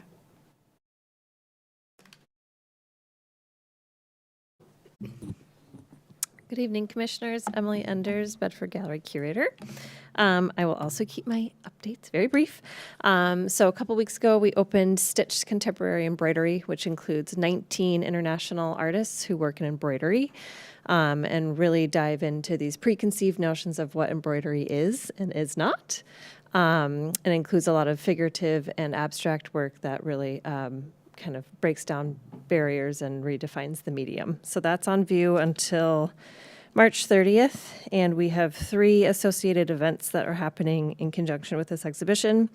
One is an age-inclusive Embroider Together workshop, which is geared towards families, but everyone can join, and you will learn how to embroider with giant plastic embroidery needles and burlap. So that is March 8th at 10:30. Then we have Cocktails and Conversation with Nika Jones. She's one of the artists in our exhibition, and she's flying out from Florida to help us with that event on March 14th at 5:30. And then we have an Adults Only Embroidery 101, where you will learn to embroider with small needles. And that is taught by a local artist, and that will be on March 21st at 5:30. In April, early April, we open Limitless, Celebrating Artists with Disabilities, which is an exhibition of over 60 artists who are working at Creativity Explored, Creative Growth, and NIAD to further artistic endeavors and their careers. And so please join us for that. It's going to be great. And that show will travel all over the U.S. after it opens at the Bedford. Questions? No questions, but I wanted to say what an amazing show it was, or it is, and I highly, highly recommend all of you please to go see Stitched at Bedford Gallery, please. Congratulations. Thank you. Thank you, Emily. And it's on view through when? March 30th. You still have time, but You have don't lots wait. of time. Don't delay. Act now. Real quick I just want to confirm for Friday's meeting with the mayor and the other chairs, Chair Dresser, you'll be there? I'll be there. Okay. Would somebody else like to join me there because Sarah can not attend? 7:30 in the morning. It's not required to be there. I mean, it's No, not required to attend. One other commissioner would like to join me. Yes. It is at 7:30. I can do it myself, but it's an interesting form. You want to come with me? Okay. So third floor, 7:30, Breakfast Friday. is provided. Yeah. Okay. I'll let the city clerk know that you'll be there. Thank you, Peter. That's all true. Center for Community of Art. Anyone else presenting tonight? Okay. Now it's time for commissioner reports. Any commissioners have anything to say? I do. Surprise. I have a plea for Ned and Sarah. The Stitched show is phenomenal, but we need more school tours. And I would like the two of you to do a little arm twisting at your children's school. Is that okay that I said that? What I find is the personal, up to a teacher and say, there's this great show at the Bedford, you're going to get a half hour of art and a half hour of art making is very powerful. And when my kids were at school, I actually told teachers they had to take their class to the Bedford for tours. So March is pretty open. There's tours at 9:30 in the morning and 11 in the morning, Tuesday, Wednesday, Thursday. Can you do that for me, please? I am happy to do it. Is there, or could we access a list of how we could lean into like public buses, all of that stuff? I think this has been my hardest challenge, and we are here locally, is that the school can't afford the buses. And we could figure out a public shuttle, or we could take the public bus, but like we would, those kinds of coordination pieces are some of the walls that I've been up against. Do you have parent drivers? After school's pretty much maybe. During school. During It's school during hours, school. it's pretty rough on the permissions for that. Emily, would you be able to address this with, is DRA still providing buses for certain Contra Costa County schools to come to the Bedford? We haven't had a request in quite some time, but that is definitely something that we can discuss with Peggy. Also, is there any place where we can get information we can get about field trips, just as art being sort of a reward? Like, I would love to make it sort of an elevator speech that comes from you guys that's more, thoughtful. It would make it easier for us. Clearly, I don't have a problem selling art. So my school will be here somehow. We'll make it happen. But it is easier for me because I'm in the PTA and I am involved with the arts at the school. And we have plenty of drivers at my school, but I can clearly appreciate that, some of the concerns with other schools not being able to meet that. So I think that might help us in terms of communicating with the community. I'm part of the PTA, and I have a strong artistic presence. I ran, the Reflections program and things. So we have the interest, especially at Walnut Heights. I can speak for my school. So I think that anything that comes from you guys that will encourage parents to talk to their children.